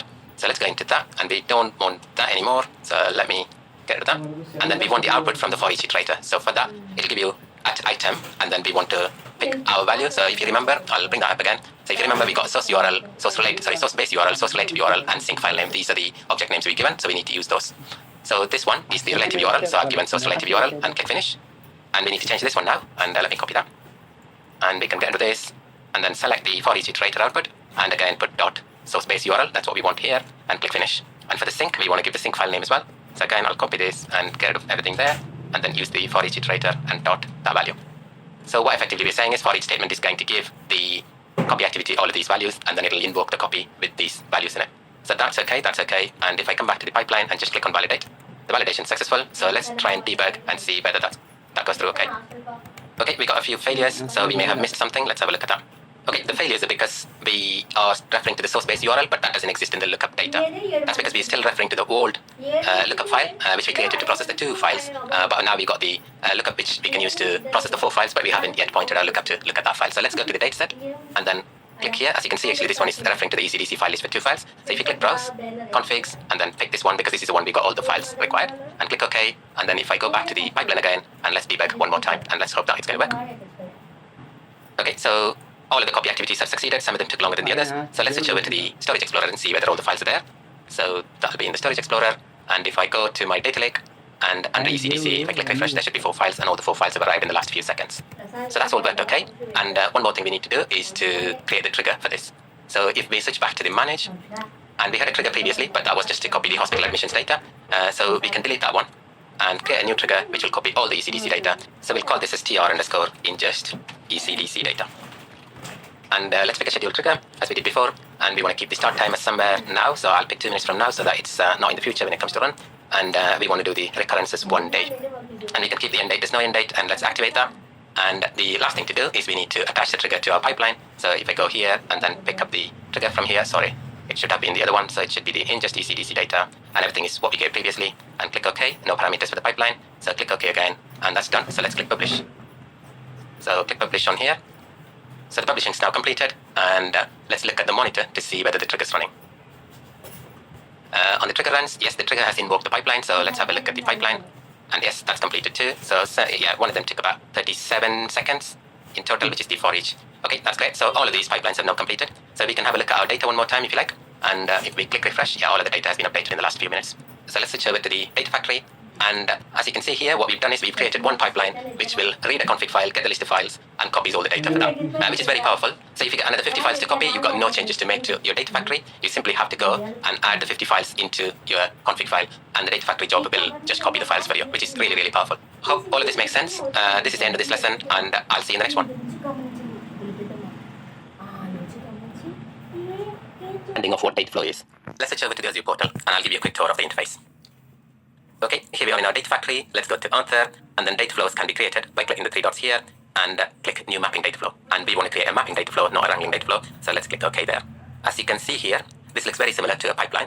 So we can design our data flow here, and we can set the parameters and settings for the data flow here, and we can set the properties of the data flow here. I'm going to call mine as df test. And when you come to design the data flow, you will be creating transformations. So in terms of transformations, the source and the sink transformation are mandatory for a data flow. The other transformations, you can have any number of transformations, but Microsoft recommends having a limited number of manageable transformations rather than having one big transformation with a number of transformation actions happening there. So let's click on the add source, and you can choose the data set you want to use as a source. As you can remember, this is the one we created as part of our pipelines previously, so that's the ECDC file list. And because it's a source, you get other options as well to configure. So source options, this is very similar to what we see on the copy activity. And these things here, the four options here, are going to be the same for other transformations you're going to create. So this tells you the column name and the type, and you can inspect the metadata. So that is again your column name and type. And if this transformation output another column, that will appear here as well. And optimize, this is to do any kind of performance tuning. As we discussed previously, Data Factory submits these data flows to a Databricks cluster, and they run a Spark job. As you know, Spark runs on a distributed computing, so partitioning is quite crucial to get the right performance out of the Spark cluster. So you can use the current partitioning, so that'll be decided by Data Factory based on the source partitioning, or you can set it to single partition, but if you set it on single partition, it'll run as one thread, which is not going to be as efficient. And you can also set your own partitioning. So you've got the standard partitioning methodologies like round robin, hash, or dynamic range, fixed range, and key. So if you know the data better, and if you think Dataflow is not doing the partitioning as you would expect, you can come here and set the partitioning strategy you want to set. And data preview. So you can also preview the data that is being sent through your transformations while you're building it. But the only thing you need to bear in mind is in order to do that, you need to enable the Dataflow debug. What that does is that will spin up a little Spark cluster as defined in our integration runtime. That is normally a 4-core worker node and 4-core driver node. Spark cluster, and that will be running. When you have that running, you can see the data as it flows through the system. But one important thing there is, because you're spinning up a Spark cluster, you will be charged for that Spark cluster. And once you develop the data flow, you can either turn off the data flow debug so that the Spark cluster gets shut down and destroyed, or ask the data transformation to filter only data related to Europe. So that means the continent is no longer relevant, so we can drop it. And also, when we discussed the requirements, we talked about dropping the rate 14-day column and also renaming the data reported date. To make these changes, Dataflow gives you a transformation called select transformation. So you can find that under schema modifier section and click select, and that's a select transformation. So I'm going to call this one as select only required fields. Okay, and our incoming stream is the filter. And before we talk about the options here, let's have a look at the mappings. So by default, Dataflow maps every input to an output. So everything coming in is going out, so we're not doing anything more. In order to implement the changes we need to implement, we just need to delete the continent here, rate 14-day field here, and then change the data reported date in the namers field. So those are the changes we need to make. But before we do them, let's try and understand these options and learn a bit more about the select transformation. So the auto mapping here, if you enable that one, what that does is actually if you had any drifted columns, it'll also flow them through. So it's quite useful if we think our schema is going to change often and we want all of that data to flow through to the sink. If we didn't have the auto mapping, what will go through is only the fields listed here, but if you wanted everything to flow through, then you would enable the auto mapping here. Let's disable that one. And once you made any changes, so for example, if I delete the continent and then if I wanted that back, actually I can just do a reset, it'll just populate everything back. Add mapping lets you create new mapping similar to what we're seeing here. So there are two types of mapping. So one's a fixed mapping, another one is a rule-based mapping. So whatever you're seeing here are all fixed mappings. The rule-based mapping is where you can specify an expression, and then you can evaluate that to true or false and have separate fields based on that. So let's do a fixed mapping. So the default, it's added a new one. The default normally is the top column. So if you want to have an indicator column come through again as another name, so that is the cases indicator. And now your mapping would have, your inputs are 9 columns, but you've got 10 output columns. If you look in inspect, you would normally find them, but in this case you're not going to. That's because we got the skip duplicate input column. So in this case, actually the indicator itself is a duplicate input. What it does is as soon as it sees the first one, it's going to ignore the second one. So let's take that one out and then have a look at it. And you've got the new column here, cases indicator. So it's going to come through twice, one under the indicator column and the other one under the cases indicator column. Let's talk about the options while we're here. The skip duplicate input columns and the skip duplicate output columns are ticked by default. What that means is, if you have a duplicate input column, it'll only take the first one and then it'll ignore the next ones. The scenario when this could happen is you had a join transformation or a lookup transformation where both of your sources had the same column. So in our case, at some point, we'll be joining to a country lookup. And if you have country on both of them, this will only let you take one of them through. And if we take the output columns, then actually if you had two columns named with the same name, it'll take the top one and it'll ignore the next one. So let's untick both of them for now so that we can play with the data. Let's now try and create a rule-based mapping. Before we do that, let's delete all the mappings here so it's easier to look at what's happening. So by default, it puts a new one, but let's not worry about that for now. Let me click on the add mappings and rule-based mappings, and then we can now delete the top record. So this is the rule-based mapping. You can now specify a matching condition for your input column names and the output column names. So let's say actually we want to prefix all our input column names with cases to represent that actually it's coming from our cases source. You just click on that one. It opens up the visual expression builder, which we've seen in the filter transformation. And then in this case, I'm going to rename all my input columns. So I'll just specify true. So that is everything. And then I want to prefix everything with cases. So I'm going to do cases underscore and then plus. We want to have this name, whatever is coming in. This here is represented by the $. So you just say $. So if your input column name was country, that would be now coming out as cases underscore country. Let's see it working in action. So in order to see which columns have now been renamed to what, you can go into inspect, or the easiest thing to do is click on the preview here, which is the classes. So as you can see, any column coming in with a country as the input name now will look like cases underscore country and everything's been prefixed. So you can also see that in your inspect. So every column has been updated to prefix with cases. So you can do much more than this. So for example, instead of renaming every column, I want to rename the columns which have got the data type of string with a suffix of string. I can do type equals string. And now I need to do the $, plus now I'm going to suffix it with underscore string. So if I just save and finish, and you can see every column which is a string data type now has an underscore string at the end. And if you wanted to do it for the dates, you can either create another mapping, or you can even change this to have a case statement. So if the type is string, it does that. If the type is date, you do underscore date for that. So it is quite powerful in that way. So when you have a huge number of columns and you want to do some kind of renaming of the columns, you can use this to do it. So now that we understand more about the select transformation, let's implement our requirement using the fixed mapping and the rule-based mapping. So let's delete what's in here. So that would be going. Let's click on the reset to get all our mappings back. So we got them back. And I'm going to delete the continent and the rate 14 day. And let's also delete the date and implement the rule-based mapping just to be sure. We could just put reported in here, but I'm going to delete that and then add a rule-based mapping. And I'm going to say where name equals date. I'm going to call that as a reported. So now that should come out as a reported date. So if I go and inspect, now I should see a reported date. And we can see the data as well in the preview. Okay, so we got the country code, the continents disappeared, and we got the indicator, daily count, and also if I drag that over, and then we got the source, and we should have our date at the end, reported date at the end. So that is the select transformation. Okay, welcome back. In the last lesson, we used the pivot transformation to create our case count and the count columns. But the one thing we got left to do is to create this country code 2-digit column, because we got the country and the 3-digit country code, but we don't have the 2-digit country code. So we'll use a lookup transformation to get the country code 2-digit from the lookup file that we uploaded into our storage account. Let's switch over to the Azure portal and then get started. Here we are in the data factory. The first thing we want to do is to create a dataset for our lookup file. So let's do that from here. Click new dataset, and this is on our data lake storage gen 2, and click continue. And this was a delimited text file, and we want to call this one as ps underscore country lookup.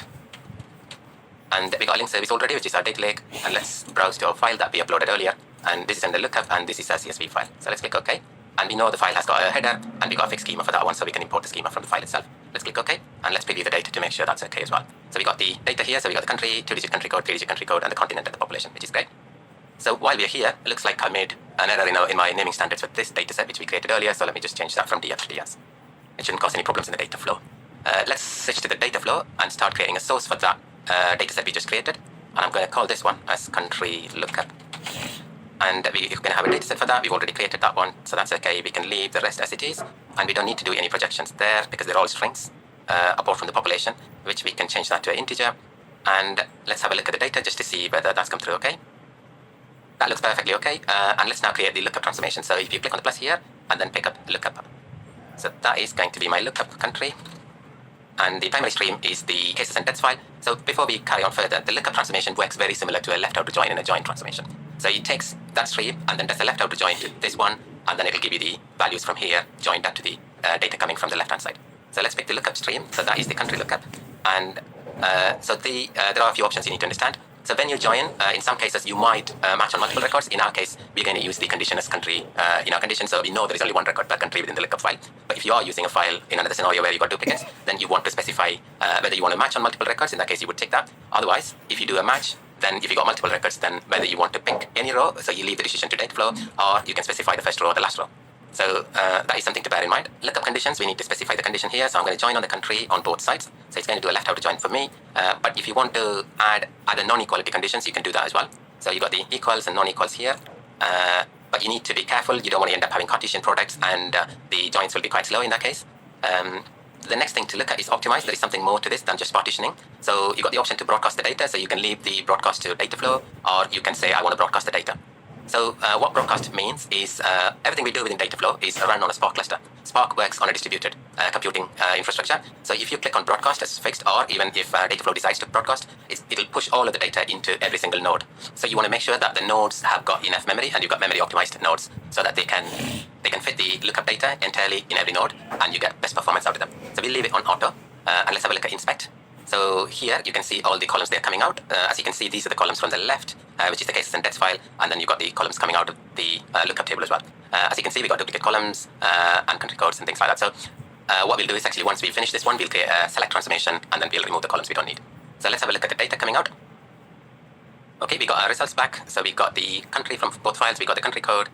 We got the population. Let's scroll across to the right, and we should have the, yeah. So we have got the country code 2-digit, 3-digit, and the continent here as well, actually. So which is great. And now we'll write the select transformation so that actually we get the output we want. So let's do a select transformation here. Click on that one, select. Let's call it select for sync. This is what we're going to do to put it into sync. So let's have the country information on the top, so we can leave that one as it is. We can take out this country code, and let's replace it with this country code here. And let's move the country code 3-digit into here as well. Oh, let's leave the population data as it is, and we want it to have the cases count next. So that would be in here, and we want to call that as cases count. So let's rename that to cases count, and then we want the deaths count next to that, and we wanted the reported date next to that one, and then the source. And we can delete this country, which is duplicate, and we don't need the continent, and we've already got the population. So that is the structure we wanted to have for our output file. Let's preview the data to make sure that's what we see. Okay, so we got the country code 2-digit, 3-digit, population, cases count, and deaths count. So let's, yeah, so we got some data appearing here for these days, and then if I scroll to the right, we got the reported date and the source here as well. This user interface is not that friendly, so you got to scroll down all the time just to see the columns. But yeah, so let's start with understanding our requirement for transforming the hospital admissions file. To get the 2-digit country code, 3-digit country code, and the population of the country. Lookup will bring back additional fields that we don't need in our output. Things like continent would be brought back. So let's introduce a select transformation following the lookup to remove these additional fields as well. You must already be familiar with the lookup transformation and the select transformation. So I would like you to do this as an assignment and come back to the video only if you get stuck. Good luck with that. I'll see you shortly. Hope you've successfully completed the assignment. As country source. And for the dataset, we don't need a new one because we already have one from the previous data flow. So that was called DS country lookup. And you can leave everything else as they are. And then we need to create the lookup transformation now. So click on the plus here and then pick lookup. And I'm going to call this as lookup country. And we don't need to match on multiple records. We know it's unique. Our primary stream is the select required fields, and we need to pick the lookup stream, which will be our country source. And we need to specify the lookup conditions, and our lookup condition would be country, because that's the only field we got on our source coming through. So that is an equals condition. So that should give us the outputs we wanted. So we got the country coming from there, and that's used in the lookup. And we got the set of fields, country code 2-digit, 3-digit, and continent and population coming from our lookup file. As you can see, we got the continent, which is not required. And also we got 2 rows of country fields in here. So we can use a select transformation next to remove that one. So let's create a select transformation now and select required fields 2, I'm going to call it. And we can skip on the duplicate inputs and duplicate outputs. We have got 2 countries, so that should get skipped. And we don't want the continent, so we'll remove that as well. So let's have a look at the inspects. As you can see, we got 1 country here, and we have lost the other country coming in, and we removed the continent ourselves. So that should be good enough, I think. So let's have a look at the data preview and click refresh. Okay, so the results have come back. So we got the country, we got the indicator, a reported date. If I scroll to the right, I've got the reported week, value, source, country code 2-digit, 3-digit, and the population. So the results are as we expected. We haven't got the country next to country code and things like that. So the field order is not what we want for the sync, but we can tidy that up later on because we got a lot more work to do before we push the data into our sync. Okay, so that's the end of this lesson. I'll see you in the next one. Okay, welcome back. Now that we've augmented the hospital admissions data with our country data, as the next step, let's look at splitting this data into 2 separate streams. One for daily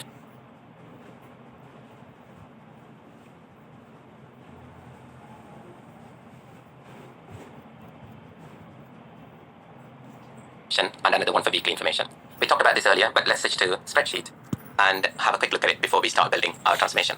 So as you can see, we got 4 different indicators here, and 2 relates to daily and the other 2 relates to weekly counts. We want to pick every record which has got one of these daily counts into a separate stream, and the rest of the records which relates to the weekly counts into another stream, so that we can create 2 outputs from this data. So let's go back into our data factory. In order to route the data into 2 separate streams, Dataflow gives you a transformation called conditional split. So if you click on plus and then select conditional split, that is the conditional split transformation. Conditional split transformation works in a similar manner to a case statement within any programming language. So you specify the conditions for your case statement or the conditional split, and depending on whether that evaluates to true or false, the data flows through that stream. So let's call our output stream as split daily from weekly, and our input stream is our select stream. And here you can specify whether you want to exit on the first matching condition or you want to carry on and evaluate all the other conditions as well. In our case, these 2 conditions are mutually exclusive, so we'll leave it on the first matching condition. And here you specify your split condition. So let's name our stream as weekly and daily. So what we're going to say is actually for the weekly, let's specify the condition. We want the indicator to be one of those values. So indicator is weekly new hospital admissions per 100K, or it is weekly new ICU admissions per 100K is our condition. And if you click save and finish, and you'll be back in here. And in this case, if the weekly condition is not satisfied, then it jumps onto the daily and then it does that. We can also specify the daily condition and then you have another default stream, but in our case, this is good enough to do what we want to do. So let's click on the data preview and see the data coming through. Okay, so this is our weekly data. So it is as we expected. So Belgium, we got week 11 onwards, we got some data. And for the daily, so if you click on here, and it should bring back the daily data now. Okay, so we got the daily hospital occupancy and all of the data here. Okay, that's worked as we expected. That's the end of this lesson. I'll see you in the next one.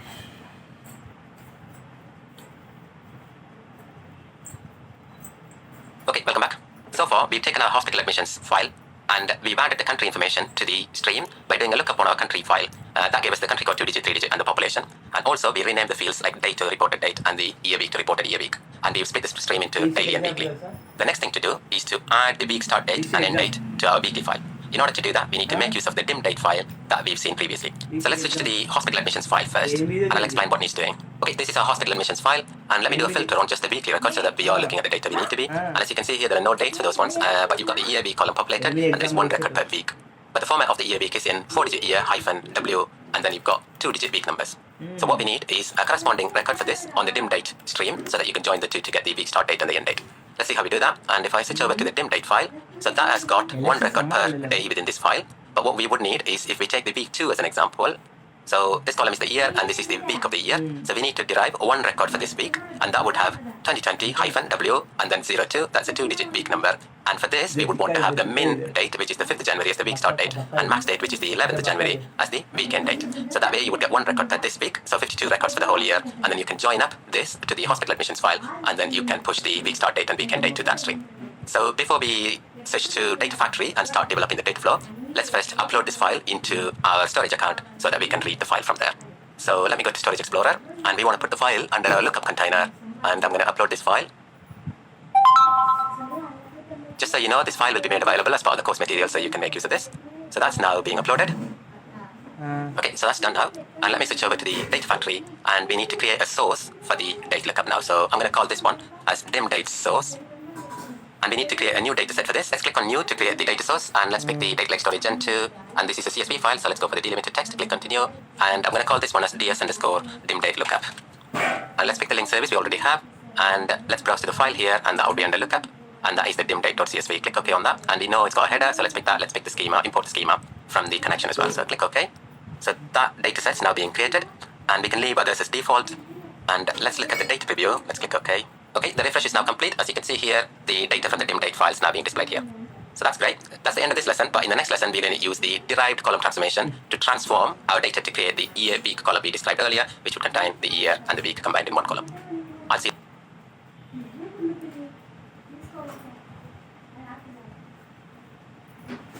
Okay, welcome back. In this lesson, we're going to take the year column here and the week of the year and derive a new column. We'll call that as ECDC year week. And that would be in the format YYYY 2020 -W and then 01, which is a 2-digit week. So there is also another column within our dim table called year week that's got 2020-01, but the new one we're going to derive is going to be 2020-W01. So we won't be able to use this one for the join because the ECDC data doesn't fall in this format.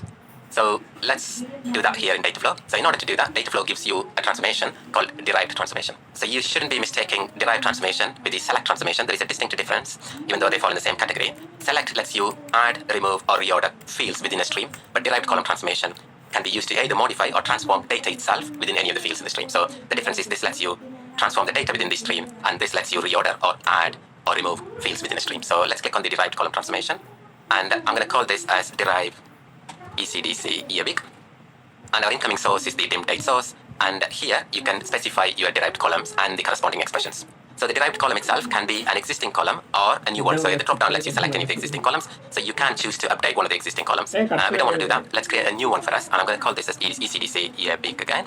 And we want to now specify the expression. So if you click on the open expression, it'll bring up the expression editor. So here we want to build the expression, and ours is going to be year plus we want to have hyphen W, and we want to have the 2-digit week number. But that can be a normal 1-digit number, so we need to use a function to do that. So if you click on functions, there is a function called lpad, and to the lpad you send in the string to pad, so that'll be our week number, and then the final padded length, in our case it is 2-digit, number 2, and then the padding to be used, we're going to pad it with a 0. So let's select that one, and we're going to get our week number, so that'll be week of the year, and we want to pad it up to 2 digits, and the padded value is going to be 0. So this should give what we want. So if I click on refresh, we got what we wanted. So we got the year and the week, and it's been padded with a 0, the week number itself, and we got this format what we wanted. So let's click on save and finish, and it's a standard settings for optimize. We don't need to worry about it for now. And inspect should give us the new column, so that is the ECDC year week added, so that's a plus. And if you click on data preview, and let's click refresh to see whether the new columns appear with the values we expected to. Okay, the refresh is now complete. Let's scroll across to see whether the column's been added. So that would be the last column. Yeah, so we got the ECDC year week being added. So in the next step, we'll use this to aggregate the data we need. So that'll be getting the week start date and the end date. I'll see.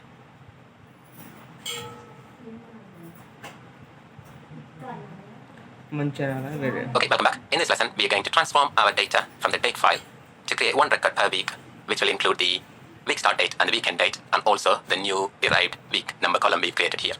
So let's do that. In order to do that, we need to create an aggregate transformation. So you can use aggregate transformations to define aggregations of columns in your data stream.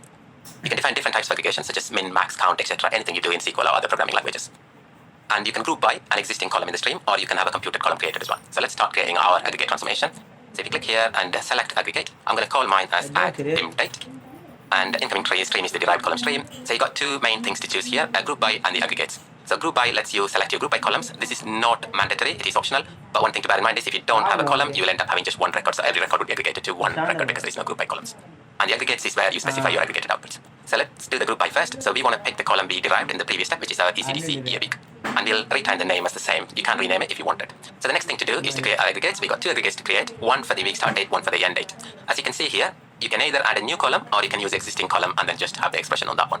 So let's, in our case, create a new column, and this is going to be week start date. And our expression, so you can open up the expression builder and then you can do that. So that'll be, in our case, it's min, so it's a lowercase min, and that will be our date itself. So that's our start date. And also to add the new one, either you can do it here, add column, and this would be called week end date.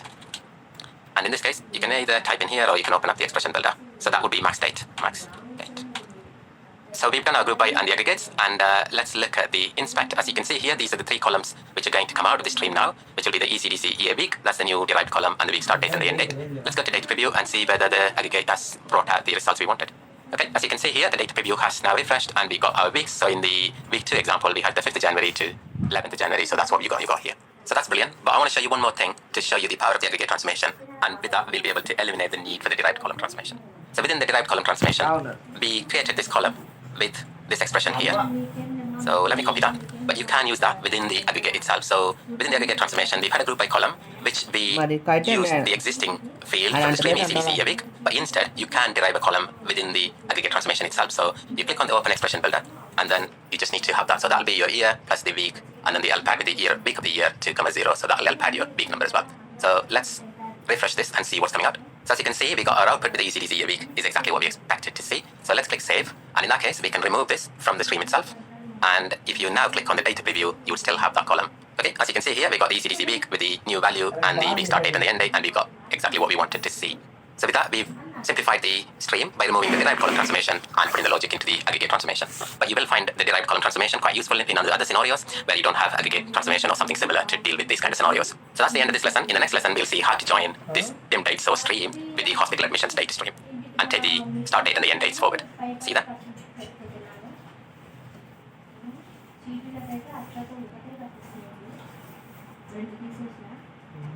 Okay, welcome back. In this lesson, we going to look at joining the data flowing through the hospital weekly stream with the dim date source stream so that we can push the week start date and end date into that stream. So for that, you can use the join transformation.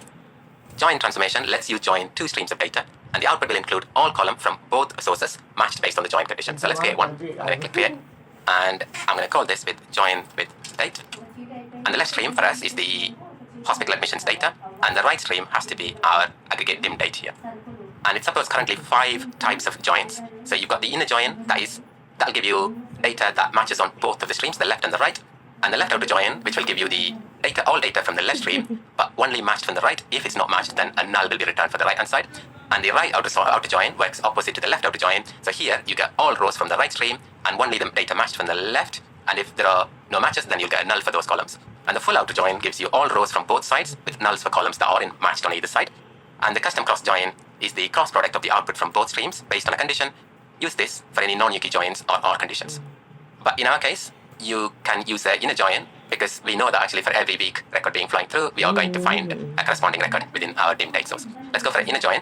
And our inner join condition will be, this is the left stream, so this is going to be the reported year week equals, we can choose the ECDC year week in this case. So that's our join condition. And in our case, optimized. So this will be slightly different to the others, but we've seen this before. This is very similar to the one we saw in the lookup transformation. So you've got the ability to broadcast the data to the Spark worker nodes so that the data will be kept in memory and your joins will be quicker. So in our case, if you take actually the dim date is always going to be of fixed size and it is a small table, so it is better to broadcast that data. If you leave it at default, which is auto, Spark decides what to broadcast. But if you're not sure actually whether Spark's doing that, you can click on the fixed and then we can broadcast the right side. But I'm going to leave it as auto. Don't set it to off because you could inadvertently affecting the performance in this case. So if you inspect the data, you're going to see an awful lot of columns. So you've got the country, all of those from the left, and all of those from the right. So you've got a couple of duplicate columns, but they're not truly duplicates in terms of the naming. So we can get rid of one of them with a select transformation later on, and then you can have these two added to the string. So that's what you got. Let's go to data preview, click on refresh, and see whether our transformation's given us what we wanted. Okay, so we got the outputs here. Let's have a look at the columns on the right hand side. We should see the week start date and the end date. So if we scroll up, we got the week start date and the weekend date added to the data. So that is as we expected. So week 6 is 2020 February 02. And if I scroll to the left, we can see whether the joins worked okay. So as you can see, the reported year week is 2020 week 06 and the ECDC year week is the same. So the joins worked as well. So that is how the join transformation works. It's quite useful and you'll be doing an awful lot when you come to program. That's the end of this lesson. I'll see you in the next one.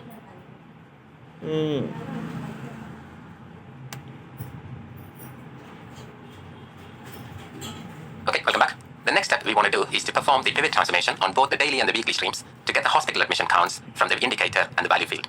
So let's go over the requirements one more time to refresh our minds.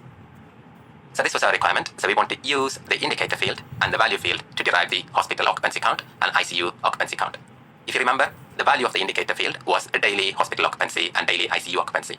So we want to take those values from there and get the corresponding data item from the value field to derive these two columns. Similarly, we want to do the same thing for the weekly files. We want to use the indicator and the value field to derive the new hospital occupancy count and new ICU occupancy count. You must be already familiar with pivot transformations from processing the cases and deaths data in our previous module. So I would like you to do this as an assignment and come back to the video only if you get stuck. Good luck with that. I'll see you in a short while. Hope you've successfully completed the assignment. Now I'll show you how I went about updating my data flow. Okay, here we are in the data flow. So let's deal with the weekly file first. So click here to create the pivot transformation. So pivot, I'm going to call it pivot weekly. And now we need to specify the group by columns. There are two ways of doing this, but the simplest thing is to specify all the columns you want to appear on the group by apart from the ones which are going to be pivoted. So I'm going to select country and let's keep adding a few more. So that'll be country code. I'm going to type in, that's easier. Country code 2-digit and we want the country code 3-digit. And then we want the population. And we want the year week, so that'll be the reported year week. Because this is a weekly file, we want the year week rather than the day. And now we want the source as well. And we'll do our group by based on these columns. And we want to specify our pivot key. In our case, our pivot is going to be based on the indicator, so I'm going to pick the indicator from here. For the indicator, we'll also specify the values. So if we switch to our spreadsheet, so I'm going to pick one of the year weeks. So that'll be easier to filter based on that one. So let's go for that. And these are the weekly figures. So I'm going to pick that value. So that's my first value.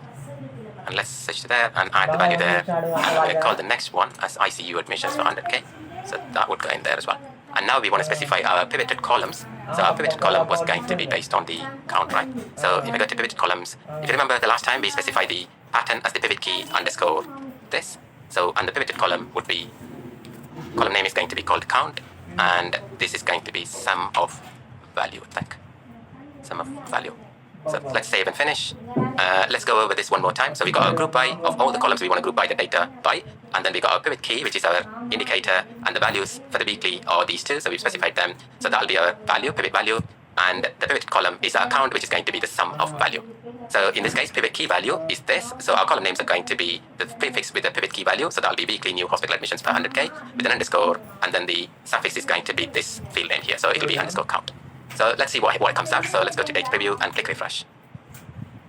Okay, the refresh is now complete. The first few weeks we didn't have any data. So if you look actually for the week 11, we got the weekly new hospital admissions. So if I scroll down and scroll across, so that would be the weekly new hospital admissions, and new ICU admissions for Belgium seem to be nulls. But for the other countries, there might be data. But because we're only looking at a limited set of data, we haven't got any values populated. So when we've written the file, we'll have a look at it again just to make sure that we've got it right. Now let's look at the daily file and add the pivot transformation like we did for the weekly one. So let's click on that and click pivot, and this is going to be pivot daily, and we need to specify the columns, so that'll be our group by columns. Similarly, I'm going to use country, and I'm going to click through a few.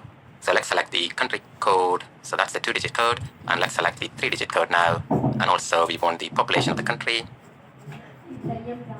and we want the reported date, and we want the source as well, so let's do that, source. Okay, we got all the group by columns done now, so let's pick the pivot key. That's again going to be the indicator, and we want the values for the indicator. So I'm going to go to the spreadsheet again, and this time we don't want to filter on the year, we want to filter on the date. So let's select the date, and I'm going to pick one of the latest dates so that we got all the data. So let's pick on 6th of October, and we got the two values, so that'll be daily hospital occupancy. Let's put that in there, and then we want to add another one, which will be the daily ICU occupancy. So the two fields are done now, so we want to have the pivot columns. Again, let's switch the column name pattern to be prefix key value underscore. So now let's give the pivot expression. So this is going to be, again, the field is going to be called count, and we want to have the sum of all the values. So that would be that. So that's done. And just to summarize, we got the group by on all the fields. We want to group by on, and we got the pivot key, which is indicator, and these are the two values, and pivot column is the count, which is sum of values. So the name of the output would be pivot key, so that'll be daily hospital occupancy underscore count, and daily ICU occupancy underscore count. So let's click on the data preview and click refresh. Okay, so the refresh is now complete, so let's have a look at the data. So you got the hospital occupancy count and the daily ICU occupancy count populated. So that data looks really good. Okay, welcome back. In this lesson, we're going to look at sort transformation. As you can see here, the data currently is sorted by the country, and it's sorted by reported year week ascending. But I would like to turn it around and have the data sorted on the reported year week descending, and then the country ascending. So that means you'll see all the most recent data on the top for every country, as opposed to just one country having all of this data. So let's use sort transformation to do that. So you just have to click there and select sort. And I'm going to call this one as sort weekly because it's our weekly data.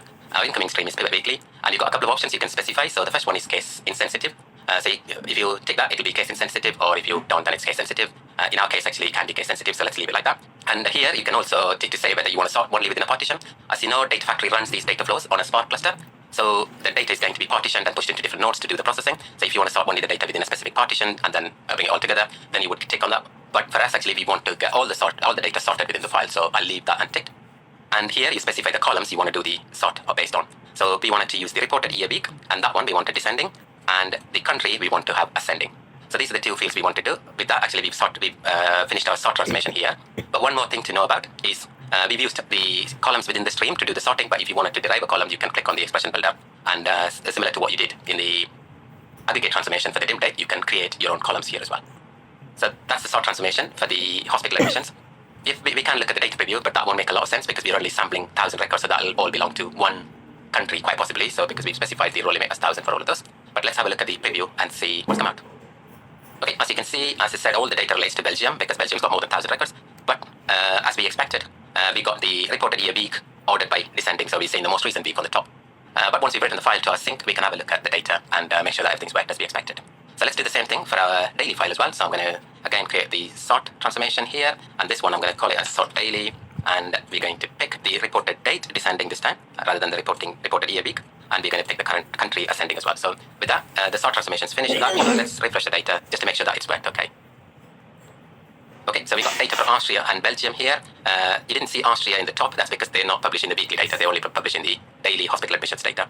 And as we expected, we're seeing the 1st of November on the top with the country being sorted ascending. So that's brilliant. So all of that has worked as we expected. That's the end of this lesson. I'll see you in the next one.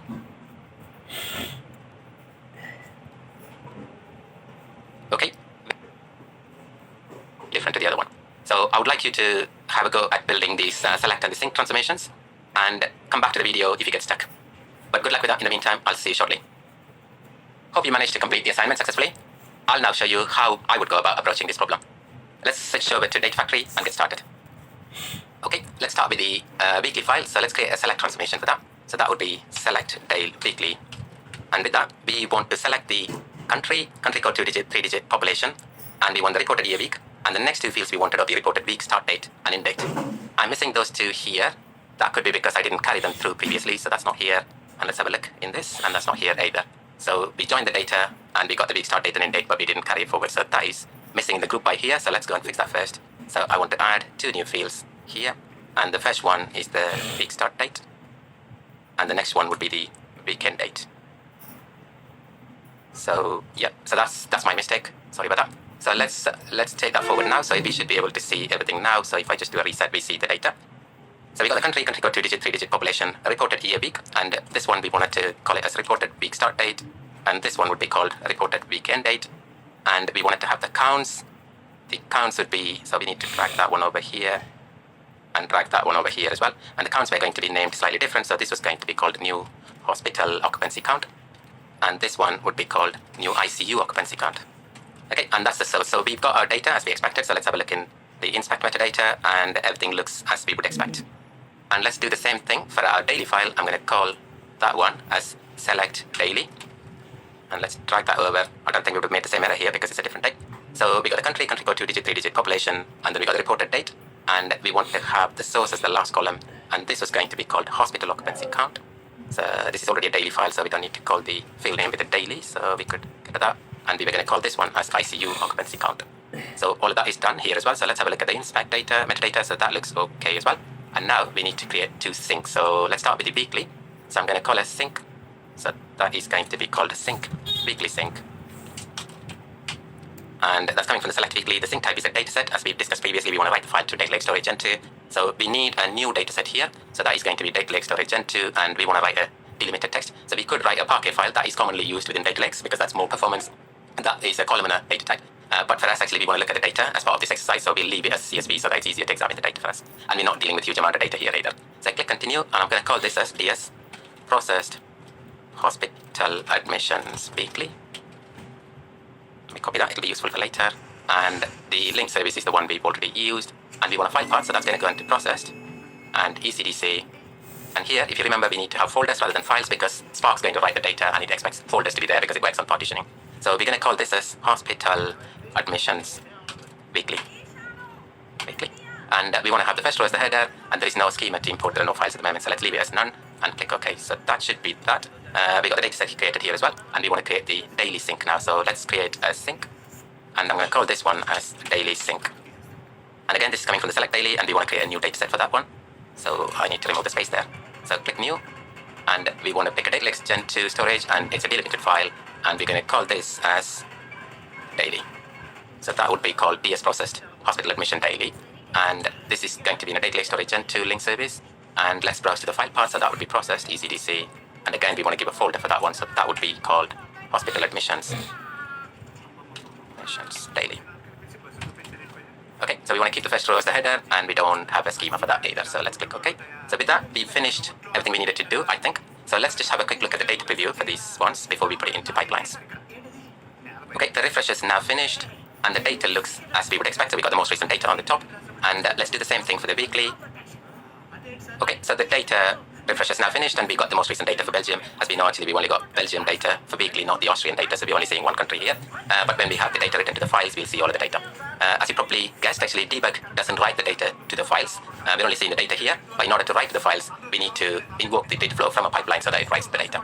So we finished creating the data flow here. It's a good time to publish all the changes to the data factory so we don't lose any of those changes. So that's the end of this lesson. In the next lesson, we'll create a pipeline to invoke our data flow so that the files are written to the data lake, and we can examine the files to make sure that our logic has worked and we've successfully created the transformation as we expect.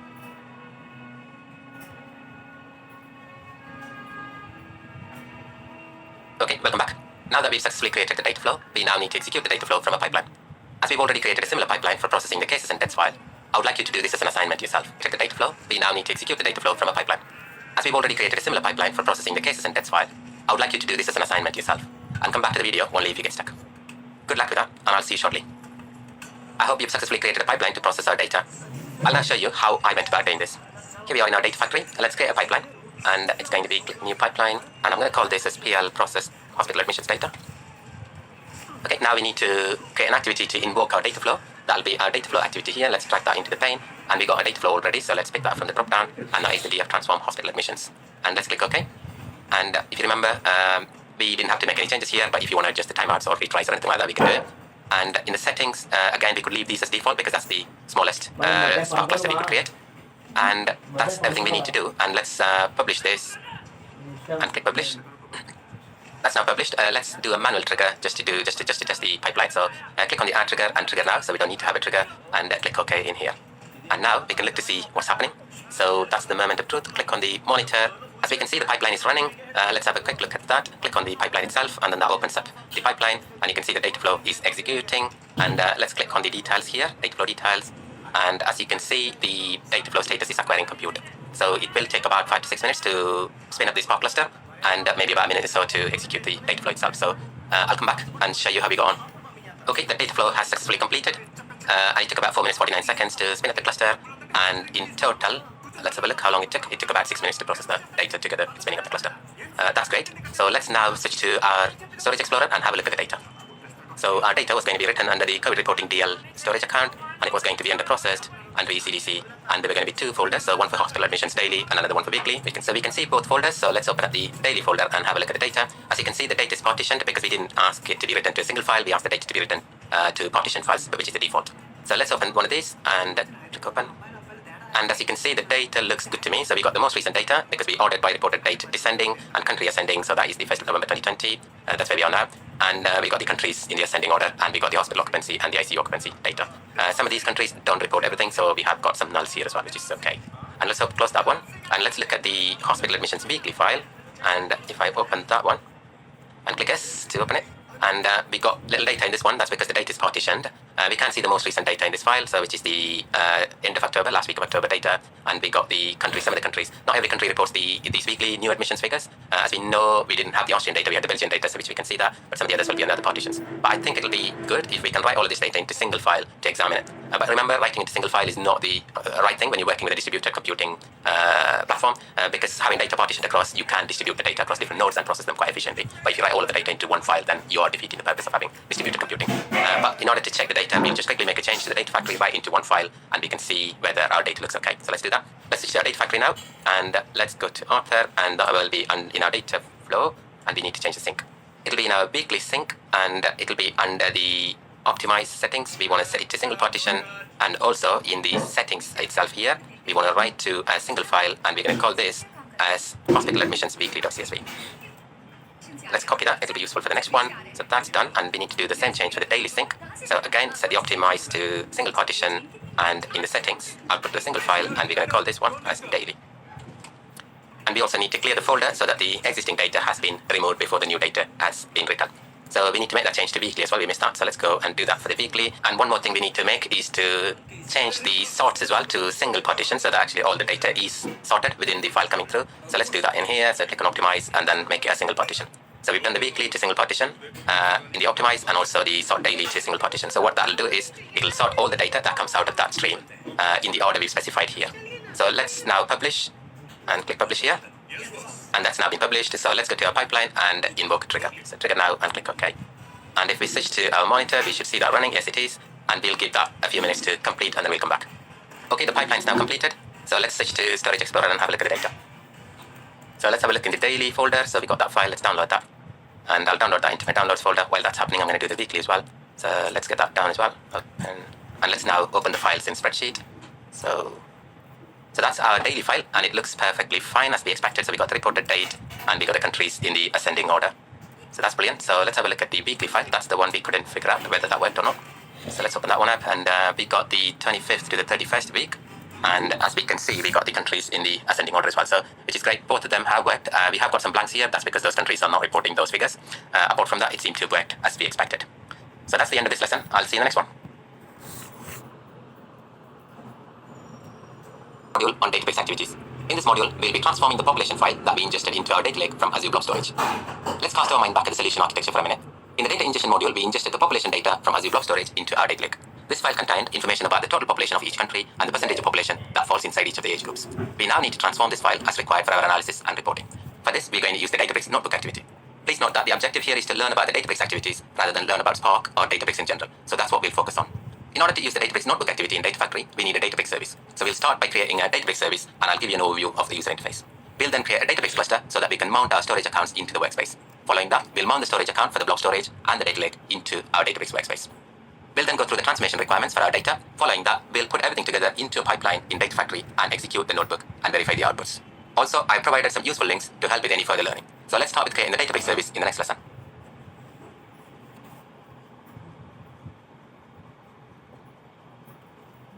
Okay, welcome back. First, we need to create the Databricks environment so that our Data Factory can interact with this environment and it can execute the transformations required. In order to do that, we need to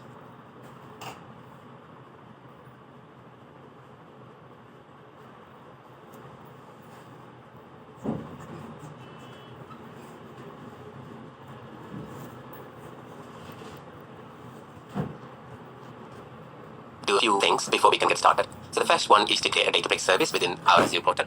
Once we've done that, we can create a Databricks cluster within that one, and that is the cluster which will execute our transformations. And the next thing we need to do is to mount our data lake storage into the Databricks cluster or the workspace so that it can access our storage account. So these are the primary things we need to do. In this lesson, we are going to start creating the Databricks service in our Azure portal. And then in the following lessons, we'll do the cluster and we'll mount the storage account. So let's switch over to the Azure portal and get started. Okay, we're back in our Azure portal and come over to the top left and click Create a Resource. And now search for Databricks. And click on that Azure Databricks and click Create. Keep your subscription, which one we got. I've got the pay-as-you-go subscription. And pick your resource group. As we said before, I'm going to put everything into COVID Reporting OG. And give a name for your workspace. I'm going to call mine as COVID Reporting Databricks WS. And pick your region. I've got UK South. And on the pricing tier, we just can stick to the standard tier rather than the premium one. Premium will be quite useful if you are interacting collaboratively within your team and all that kind of stuff. But standard should be good enough for what we're doing. And click on Next for networking. And you can accept the default there. Click through to Next and click Review plus Create. And validation succeeded, click Create, and that should create our Databricks service for us. Okay, so the deployment's now complete. It took about 2 minutes for me. So click Go to Resource, and we can pin this resource into our dashboard we got. So let's do that. So pin my dashboard so we can come back to it later on. And there's nothing much in here, unlike the other Azure services, because everything is contained within the Databricks workspace. So click on the Launch workspace here, and that will take you into your Databricks workspace. And that uses the Active Directory single sign-on to sign you in. Okay, here, this is your home page, and apart from that, you've got a few options here. So you've got the workspace. So the workspace is generally used to organize your notebooks, libraries, and experiments, and things like that. So you can come in here, you can create a new notebook, for example. So if I come in here, that's my user directory. So I can go here, and I can create a new notebook. And if you want to create a new folder or a new library, or you can create your experiments here. So you organize all of those things. You can import and export notebooks and other things as well. So that's your workspace.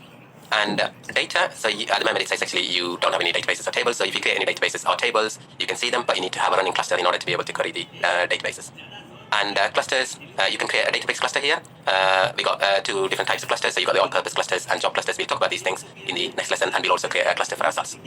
And jobs, you can create jobs here so that you can schedule your workflows within Databricks itself. We're not going to be doing this one. We're going to use Data Factory to invoke our jobs.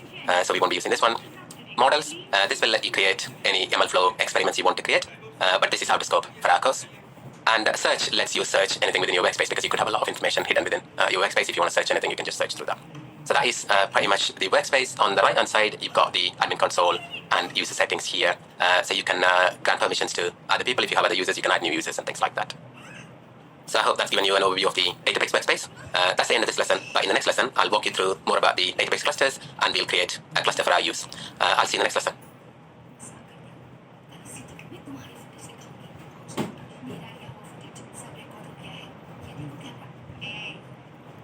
Okay, welcome back. In this lesson, we'll create a Databricks cluster for our use.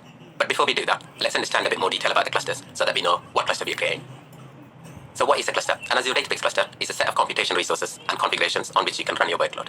For example, an ETL pipeline or machine learning experiments. In our case, we'll be writing some ETL code and we'll execute that in our Databricks cluster. So a Databricks cluster usually has one driver node and one or more worker nodes. All the nodes will have the VM image with pre-installed libraries that we specify while we create the cluster. So there are 2 types of clusters in Databricks. You can use an all-purpose or an interactive cluster to analyze the data interactively using notebooks and also collaborate with other team members within your team. These interactive clusters are manually created, and you'll manually terminate and restart. On the other hand, job clusters are created by Databricks Job Scheduler when you run a job, and they're automatically terminated at the end of the job execution. You cannot restart a job cluster once it's terminated. In this course, we'll create an interactive cluster to set up our environment, and then we'll use Azure Data Factory to execute our transformation notebook on a job cluster. So we are going to create both of those, and I'll show you how that's done. So let's switch over to the Databricks workspace and create an interactive cluster or an all-purpose cluster first. Okay, here I am in the Azure portal. Let's head to our dashboard, and then from there we can click on the workspace to get to our workspace, and now click on Launch Workspace for Databricks. Okay, let's click on clusters, and as we said before, we're going to create an interactive cluster in this lesson. So let's click Create Cluster, and then we need to name our cluster. I'm going to call it as COVID Reporting Cluster. And on the cluster mode, you've got a few choices. So you can have high concurrency standard or a single node. So if you have multiple people working on the same cluster, so you would want to go for a high concurrency cluster. And if you have single users, then you normally can use a standard cluster. But I'm going to have a single node cluster here because we don't have enough cores available within the subscription. That'll be the case for you guys if you're using a free tier subscription. That's why I want to use a single node cluster. And this will give you just a driver node. There are no worker nodes. So you can only process a small amount of data, which is sufficient for what we're doing. So let's select on a single node cluster. And we don't have any cluster pools, so let's not worry about that. And you need to pick a runtime version. So you got a choice of multiple runtime versions. You can read about all these things in Databricks documentation, but it's normally best to choose one which has got a long-term support. So I'll go for the most recent one, which is the 7.3 LTS.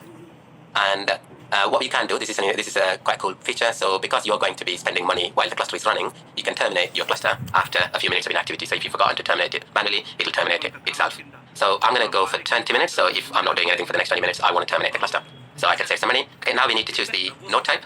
You need to pay more attention to this one because this is what will cost you money. And also this gives you the power to run your workloads. It's by default selected the standard ES3v2, which is a general purpose compute. But if you wanted to have a memory optimized or compute optimized or GPU accelerated, you can choose them. It's all grayed out for the GPU accelerated because we are on a single node cluster. So you'll have to be on a high concurrency or a standard cluster to be able to select those things. Let's leave that as it is. But as you can see here, we get 14 gigabytes memory, 4-core CPU, and it's going to be 0.75 Databricks units. So the costing is normally done based on Databricks units, but you can convert that into real money. In this case, we're going to be spending 0.75 Databricks units per hour. There are no worker nodes, so it is 0 DBU for that one.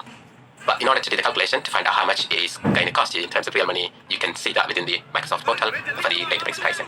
So if you go down here, we're talking about all-purpose compute for us, and scroll further. Here I've selected the region as UK South, but if you're in a different region, choose your region and your appropriate currency, and whether you want the billing to be on hourly or monthly, you can do that. But as you can see here, all-purpose compute for us on a standard tier, that's what we've chosen, is going to cost me 30 pence per hour. So if I'm running it for a couple of hours, it'll be less than £1.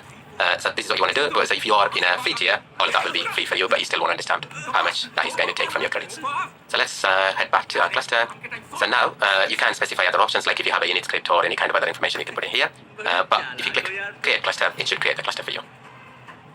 Okay, the cluster is now created. It took about 3 minutes to create the cluster. As you can see, that green dot shows that actually it's running. So if you want to see all your running clusters, you can click back on that one, and it will show you all the clusters here. But at the moment, we only have this one cluster, and it gives you all the other information about the drivers, workers, and who's created, and all that kind of stuff as well. So if you want to terminate this cluster, you can click on the cluster, and then click on Terminate to terminate the cluster. Or if you have any problems with the cluster, then you can restart it as well. Once you've done everything, if you want to delete the cluster, you can go ahead and delete it as well. Okay, that's the end of this lesson. In the next lesson, we'll attach our data lake storage account to this cluster so that we can access the storage account from here. I'll see that. All floors fire. Okay, boss. Ready हूँ मैं. Ready हूँ sir. Sir इधर देखिए sir. Oh God! सभी cameras को cover किया. Fast, fast, fast.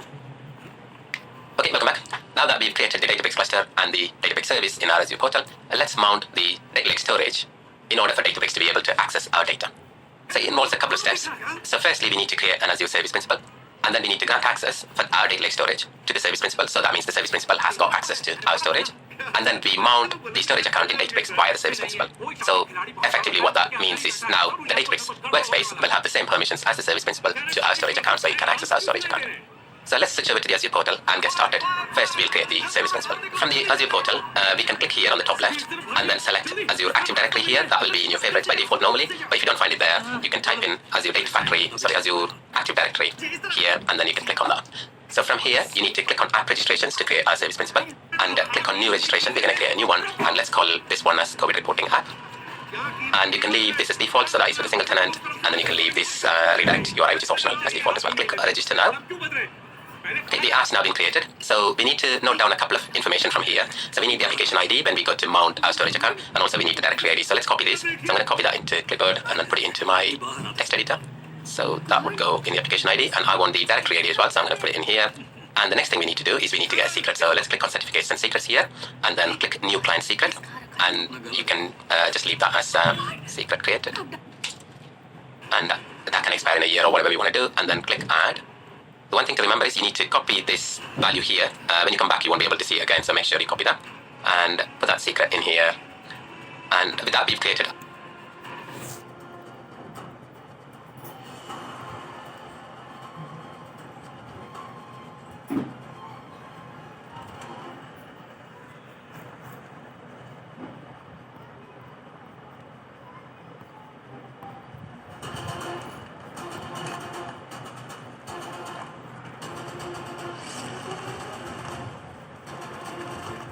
service principal.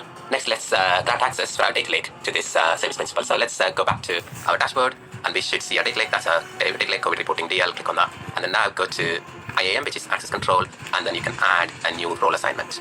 So the role we want to choose is storage blob contributor. So that should be, yeah, that's the one, storage blob data contributor, and we want to give access to our app. So that would be COVID reporting app. So that's the one we just created. So let's give access for that, and then click save. So that's our second step done. And the third step is to mount the storage account, which is the COVID reporting DL, in our Databricks cluster. So let's head over to the Databricks workspace, and we can start mounting our storage account. So from here, you come to workspace, and initially you might see the users listed here. But what I want to do is I want to create a folder called COVID, and then put all our work inside that rather than under the user folders. In order to do that, as you can see here, the arrow, click on that, you go back, and then I'm going to create my folder in this space. So click on the space, and then click create and folder, and that's going to be called COVID. And under that, I'm going to have another folder for the setup activity. So this is going to be called setup, and that's my folder. And this is where we want to upload our Python notebook to do the setup. So the Python notebook itself is included as part of the course. So let's import that. So that's going to be in my local folder. I copied that under notebooks, and that is the mount storage.py script. So click open and click on import. So this is the Python notebook. Once you've imported it, if you want to navigate around, and then you'll come back to this actually if you click on setup and then mount storage, so that is your Python notebook. So before we do anything, let me quickly walk you through this Python script. So this is going to basically help you mount the containers raw, processed, and lookup in our data lake storage. If you remember from our storage account, let me show you that. We had 3 containers, one containing the raw data. So this is the data we're going to deal with. So that's our raw population data. And then we were going to put everything into the processed folder once we processed it. And we were going to use the dim data from our lookup table. So that is our country and the date. So we need to mount all of these 3 containers so that we can use them within our transformation scripts. So let me switch back again to our Python script. So that's why this is going to help you. As we said before, we need the application ID, directory ID for the app that we created, and also the secret we created as well. So we got them in our text pad. So we need to replace that in here. So we got the application ID, secret credential, and then the directory ID, and then we need to execute all of these commands to do that. So let's do that one by one. So I'm going to get the application ID from my text pad. So that is that one. And let's do it here. And then we need the directory ID, so that goes in here. And the last one is we need our secret, so that is going to go in here. So one thing to remember is we have put our secrets in here in plain text. This is not a standard practice. We normally tend to keep them within Key Vault and then use the Key Vault secrets in here. But it's okay just for demo purposes. So let's execute. So you got 2 options here to execute this command. Either you can do shift and then enter as a shortcut, or you can just click on this run cell command here. So let me do that. So that'll be just to run this cell. Okay, so it's asking me to attach to our cluster that we created. I can click attach and run here, or I'll show you. So here, you attach the cluster. Make sure that your cluster is running. If it's not running, go and start the cluster as well. So let me attach the cluster to the notebook, and then I'm going to do shift enter to execute it. So that's executed successfully. And then the next one is to mount our raw container. Again, update the storage account name before executing. So this is, in our case, actually, this is the COVID reporting DL. But if you had a different name for us, for your storage account, make sure you follow that as well. So that would be in here as well as in here. So I've updated both places. Now if you click on the run, or if you just do shift enter, that'll execute that. Okay, so that's succeeded. So let's now do this one, which is for the process container. Again, let's replace our storage account names here. Okay, so that's completed as well. So the last one we want to do is this one here. So let's do that. So the lookup container is now mounted as well. Let's make sure actually our mounts are working as expected. So let me list the folders within our mount for lookup. So that'll do that. So as you can see, actually it's listed dim country and dim date. Similarly, you can do for your raw and processed. Let's do that just to make sure they are all okay as well. Raw seemed okay, and the processed should have the ECDC folder within that one. So you've got the ECDC folder within that. So we've successfully mounted all three of our containers. So with that, actually, we don't really need this cluster anymore because when we come to do our transformation, we are going to be invoking the transformation from our data factory, which will spin up a job cluster and then execute our transformations in that. So we don't really need the interactive cluster anymore. So if you want to save some money, you can head over to the clusters tab here, and then you can delete the cluster. So you select that cluster, and then you can delete it. It is as simple as that. So the cluster is now being removed. So that's okay. Welcome back. In this lesson, we'll have a look at transforming the population by age data that we ingested into our data lake from the Azure storage account. We'll do that in 2 steps. First, I'll walk you through the requirements, and then I'll show you a Python notebook that I've created to transform the data to meet this requirement. I'll attach the Python notebook as part of the course material, so you can use the same Python notebook if you don't want to create your own transformation scripts. But as you know, we loaded this data into our data lake, so let's switch over to the Storage Explorer and have a look at that now to understand it so that we can talk about the requirements. Let's browse to our data lake storage Gen 2 account, which is the COVID reporting DL. And here, actually, we got the data under raw population, and this is the file population by age.tsv. So I've already downloaded the file and opened that in Excel. So let's walk through the file. As you can see, the first column has the age group and the country code, and then you've got the years for which the data relates to. So let's do a filter on one of the countries. I'll pick UK as an example. So it'll make a bit more sense looking at the data. So we've got 6 records here. As we can see, the 6 records, each one relates to different age groups. So that's 0 to 14, 15 to 24, and 25 to 49, like that. And then you've got the years. So the data we got is from 2008 to 2019 here. As we talk about only COVID-19 analysis, we only want the latest year, which is 2019 data. We don't really want the rest of the data. So the first thing as part of the transformation is to drop all the columns we don't need, so we can drop all of this data, and we'll keep the 2019 data. And the second thing we would want to do is make it easier to join this data with other sources. As we know, in the other sources, we got a country code as separate columns. Here we don't have that. So we would want to split this into 2 columns, one called age group and the other one called country code. So we'll keep the country code as a separate column, which is the 2-digit country code. And then, similar to the other file, we can do a lookup on our dim table, a dim country, to get the country code 3-digit population and the country name itself, so that it's a bit more consistent with other files. So that is the second step we'll do. And then the third one we would want to do is we want to pivot this data so that all of the data relates to UK is in one line, and then you would have separate columns for each of the age groups rather than rows. So it will be 6 new columns added to this file as opposed to the 6 separate records here. So with that, you can join the rest of the data using the country code, and then you can come and pick whatever column you want the value for rather than looking for separate columns. That's what we'll do. To summarize, this is our raw file structure, and this is the transformed file. We'll do a substring to get the country code 2-digit from here, and we'll do the lookups to get the other 3 columns here, which is country code 3-digit, and population. And we'll do a pivot using the data from here, which will have the age group and the value from here to create the 6 new columns. So the 6 rows for each country will become 6 new columns. So that is the requirement. I'll now switch over to the Databricks workspace and show you the Python notebook, which can do what we want to do. Let's head to the workspace and import the Python notebook. So we can put the notebook under the COVID folder. And for this, actually, I'll create a new folder called trans to keep our transformation notebooks so that they're all kept in a tidy place when we need them. And then we want to import the new notebook. So I've got the notebook in my local folder, and that is called transformpopulationdata.py, and this will be available as part of the course material. So click OK, and then click import. So this is the Python notebook. I'll quickly walk you through what it does. I've documented it enough, but I'll quickly give you a walkthrough. So we import the SQL functions because we'll use them later. The first thing we do is we read the population data. So that will be from our raw population folder within our storage account. So that's the new mount that we created. And the second step we want to do is to pull out the age group. So that is doing a split and then replacing the PC underscore with nothing, so that you get just the year groups, and then displaying the country code from that column as well. And also, we've dropped all the other columns, so we're only keeping the 2019 column. So it will have the country code, age group, and the percentage 2019. And over that, we'll create a temp view, so we can use that later on. And then we use the pivot function in order to pivot the data to move the age groups from rows to columns. So that's what this is doing. And we're creating a temp view on that one as well. And then the next thing to do is to do a read of the country lookup table. So we're reading that from the storage account that's under the lookup dim country. And it's got separated as comma separated file. And then we create a temp review on that one. So we'll join this temp review and this temp review to get the data for country codes and the population and things like that. So that's what is happening here. So we're joining the raw population pivot, that's the first view, and joining the second view based on the country code 2-digit. And now we get the country code 2-digit, 3-digit population, and then the pivoted columns. So we had the XD. But if you remember, the value of the column was PC underscore Y0 underscore 14, but we did a replace here to get rid of the PC underscore. So it would only have the Y0 underscore 14, and we've renamed that to age group 0 underscore 14 to make it more meaningful to read. So that is our data frame. And now we'll use that data frame to write to our CSV file in our output. So that is under our storage account, processed, and then we'll create a new folder called population. So if I switch over to storage account, what will happen is under processed, we'll have a new folder called population, and the file will be written in there. So that's what we're doing, but we are doing a CSV right here, but normally on a big project you would probably write that data in Parquet, but I want to keep it simple so we can download the CSV and have a look at the data. So that's why I've done a CSV option here. That is basically the notebook, and it does what we want to do. One thing we need to do is to replace the storage account name here with the tag so that it works for you. So I'm going to do that. For me, it is, so you can come over to edit and then find and replace, and everything here. Ours is called COVID reporting DL. So let's get replace. And let's replace it there, I hope. So let's make sure that's happened. Yes. Okay, so our Python notebook is ready. In the next lesson, we'll take this Python notebook and run it from Data Factory so that it spins up a cluster, run the notebook, give us the output. That'll be great. So I'll see you in the next lesson.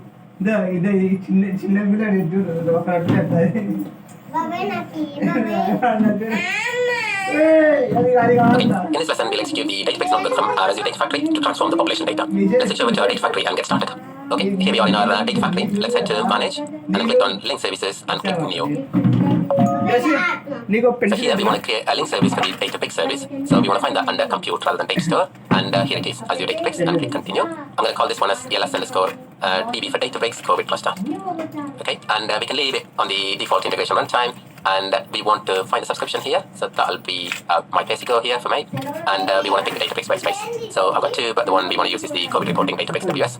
And we want to create a new job cluster rather than using an existing interactive cluster because we've deleted that in our case, or using from a pool. We don't have a pool actually. So that's that one. And one more thing we need to do here is the access token. So we need to get an access token from our Databricks workspace and give it here. Either you can keep that in keyboard and then use the keyboard to get the access token, but let's paste it in here directly. To get the access token, you need to head over to the Databricks workspace, and then on the right hand side on the top, as you can see, if you click on there, you'll see user settings, and then under access tokens, click generate a new token. You can say this is for demo purposes, that's optional, and you can keep it for as long as you want, but I'm going to keep it for say 30 days, and click generate. That'll give you a token, but one thing to remember is you have to copy this and keep it somewhere safe, because you won't be able to see this again. So I'm going to put it into my text pad for now, and click OK, and then head over to the Data Factory again, and let's give the access token. So that's gone in there. And based on that, it's gone and got the cluster versions, so which one we can use. So let's head over to that. So let's pick the cluster version from here. Let's go for something later. So let's pick the 7.3 LTS. That's the one we've used on the interactive cluster. And we want to pick the node type. Let's go for the smallest general purpose one. This is the one we used previously, which is the DS3 underscore V2. And we want to get latest Python version 3. And we can keep the number of workers as 1. That's good enough for us. And we've got additional cluster settings. This is the init scripts and all that kind of stuff, but we don't need anything like that. And let's test the connection here. Yeah, it's successful. And then now we can click create, and that will create the link service for us. Okay, that's been created. So the next thing to do is to create the pipeline that will execute a notebook. So I'm going to create a new pipeline from here, and let's call this one as PL process population data. Okay, now we need to pull in an activity to execute the notebook. Under Databricks, you've got 3 different activities that you can execute. You've got the standard Python activity, you've got the jar to execute, and then the notebook to execute. But in our case, we've created a Python notebook within Databricks. So we want the notebook activity. Activities that you can execute. You've got the standard Python activity, you've got the jar to execute, and then the notebook to execute. But in our case, we've created a Python notebook within Databricks. So we want the notebook activity.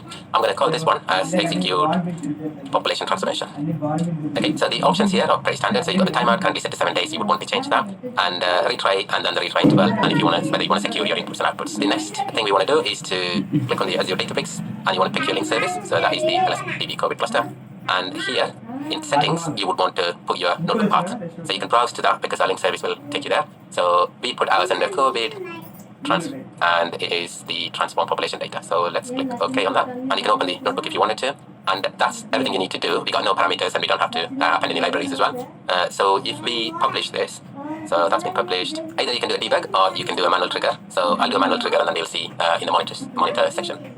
So let's do trigger now, and there are no parameters to give. So let's head over to the monitor tab and see what's happening here. So we got this trigger running at the moment, and let's have a look. So at the moment, it's just provisioning the cluster output. So let's open that up. So as you can see, it's saying waiting for the cluster. So it is spinning up a cluster for us, and then no output available until the task begins. So normally it takes about 3-4 minutes to spin up a job cluster, and then it'll execute the notebook for us. So let's wait for a few minutes. Okay, so the pipeline's now succeeded. So let's have a look. It's taken 4 minutes and 37 seconds. And if you click on the glasses there, it'll give you the URL to look at the output. So that takes you to Databricks. So as you can see, everything succeeded and the status is succeeded. And it's given you the execution output. So this command took 11 seconds and things like that. So you can see individually each command's execution time. So everything succeeded and it all looks okay. So let's head over to the storage account and see the output for ourselves. So the output was going to be written under the process container, and we were expecting a population folder in here. So let's do a refresh, and we got a population folder, and we got the files here. As you can see, it's got this weird naming here. That's because Spark uses distributed computing, so it's at one partition here, so that's why you got this one file. Otherwise, you end up having more than one. So I'm going to download this file and we can have a quick look. So download that into here, and I'm going to open that in spreadsheet. Okay, here is the file. So let's have a look. We got one record for each of the countries. So if you look at UK, that's the one we looked previously. So we got 47 records for the 47 or 46 records for the 46 countries in the header, and we got the 2-digit country code, 3-digit country code, the population, and then you've got each of the percentages per the age group. So the age group columns are also clearly written here. That is brilliant, so it looks really good. But before we finish, I want to head over to the Databricks workspace and show you the job cluster created as part of this execution. So let's do that. And if I click on clusters, as we know, we had one interactive cluster which we deleted. We used it for our setup activities, so there is no clusters listed here. But under job clusters, you can see one. So this is the one we just spun from our Databricks, from our data factory pipeline, and that was created and also terminated. So this is what we called restart. It won't let you do that. And this is the runtime that we requested, and the driver node and the worker node are specified actually. So that's the DS3v2. So if you click on that one, you can see the configuration. So you got the worker type as DS3v2 and the driver is the DS3v2. So in this case, actually, it would have costed us 1.5 Databricks units for an hour. But because the cluster was spun up and destroyed within 4 minutes or 4.5 minutes, it would have costed us literally nothing. And in this case, actually, the cluster mode is also standard. So as I said before, you can't restart this cluster. You don't have the option, so you're not seeing anything. All you can do is the job run. So that's all it is. It gives you the outputs. So I hope this lesson's given you an idea of how to invoke class pipelines. So that's the end of this lesson. I'll see you in the next one. Sir class చెప్తుంటే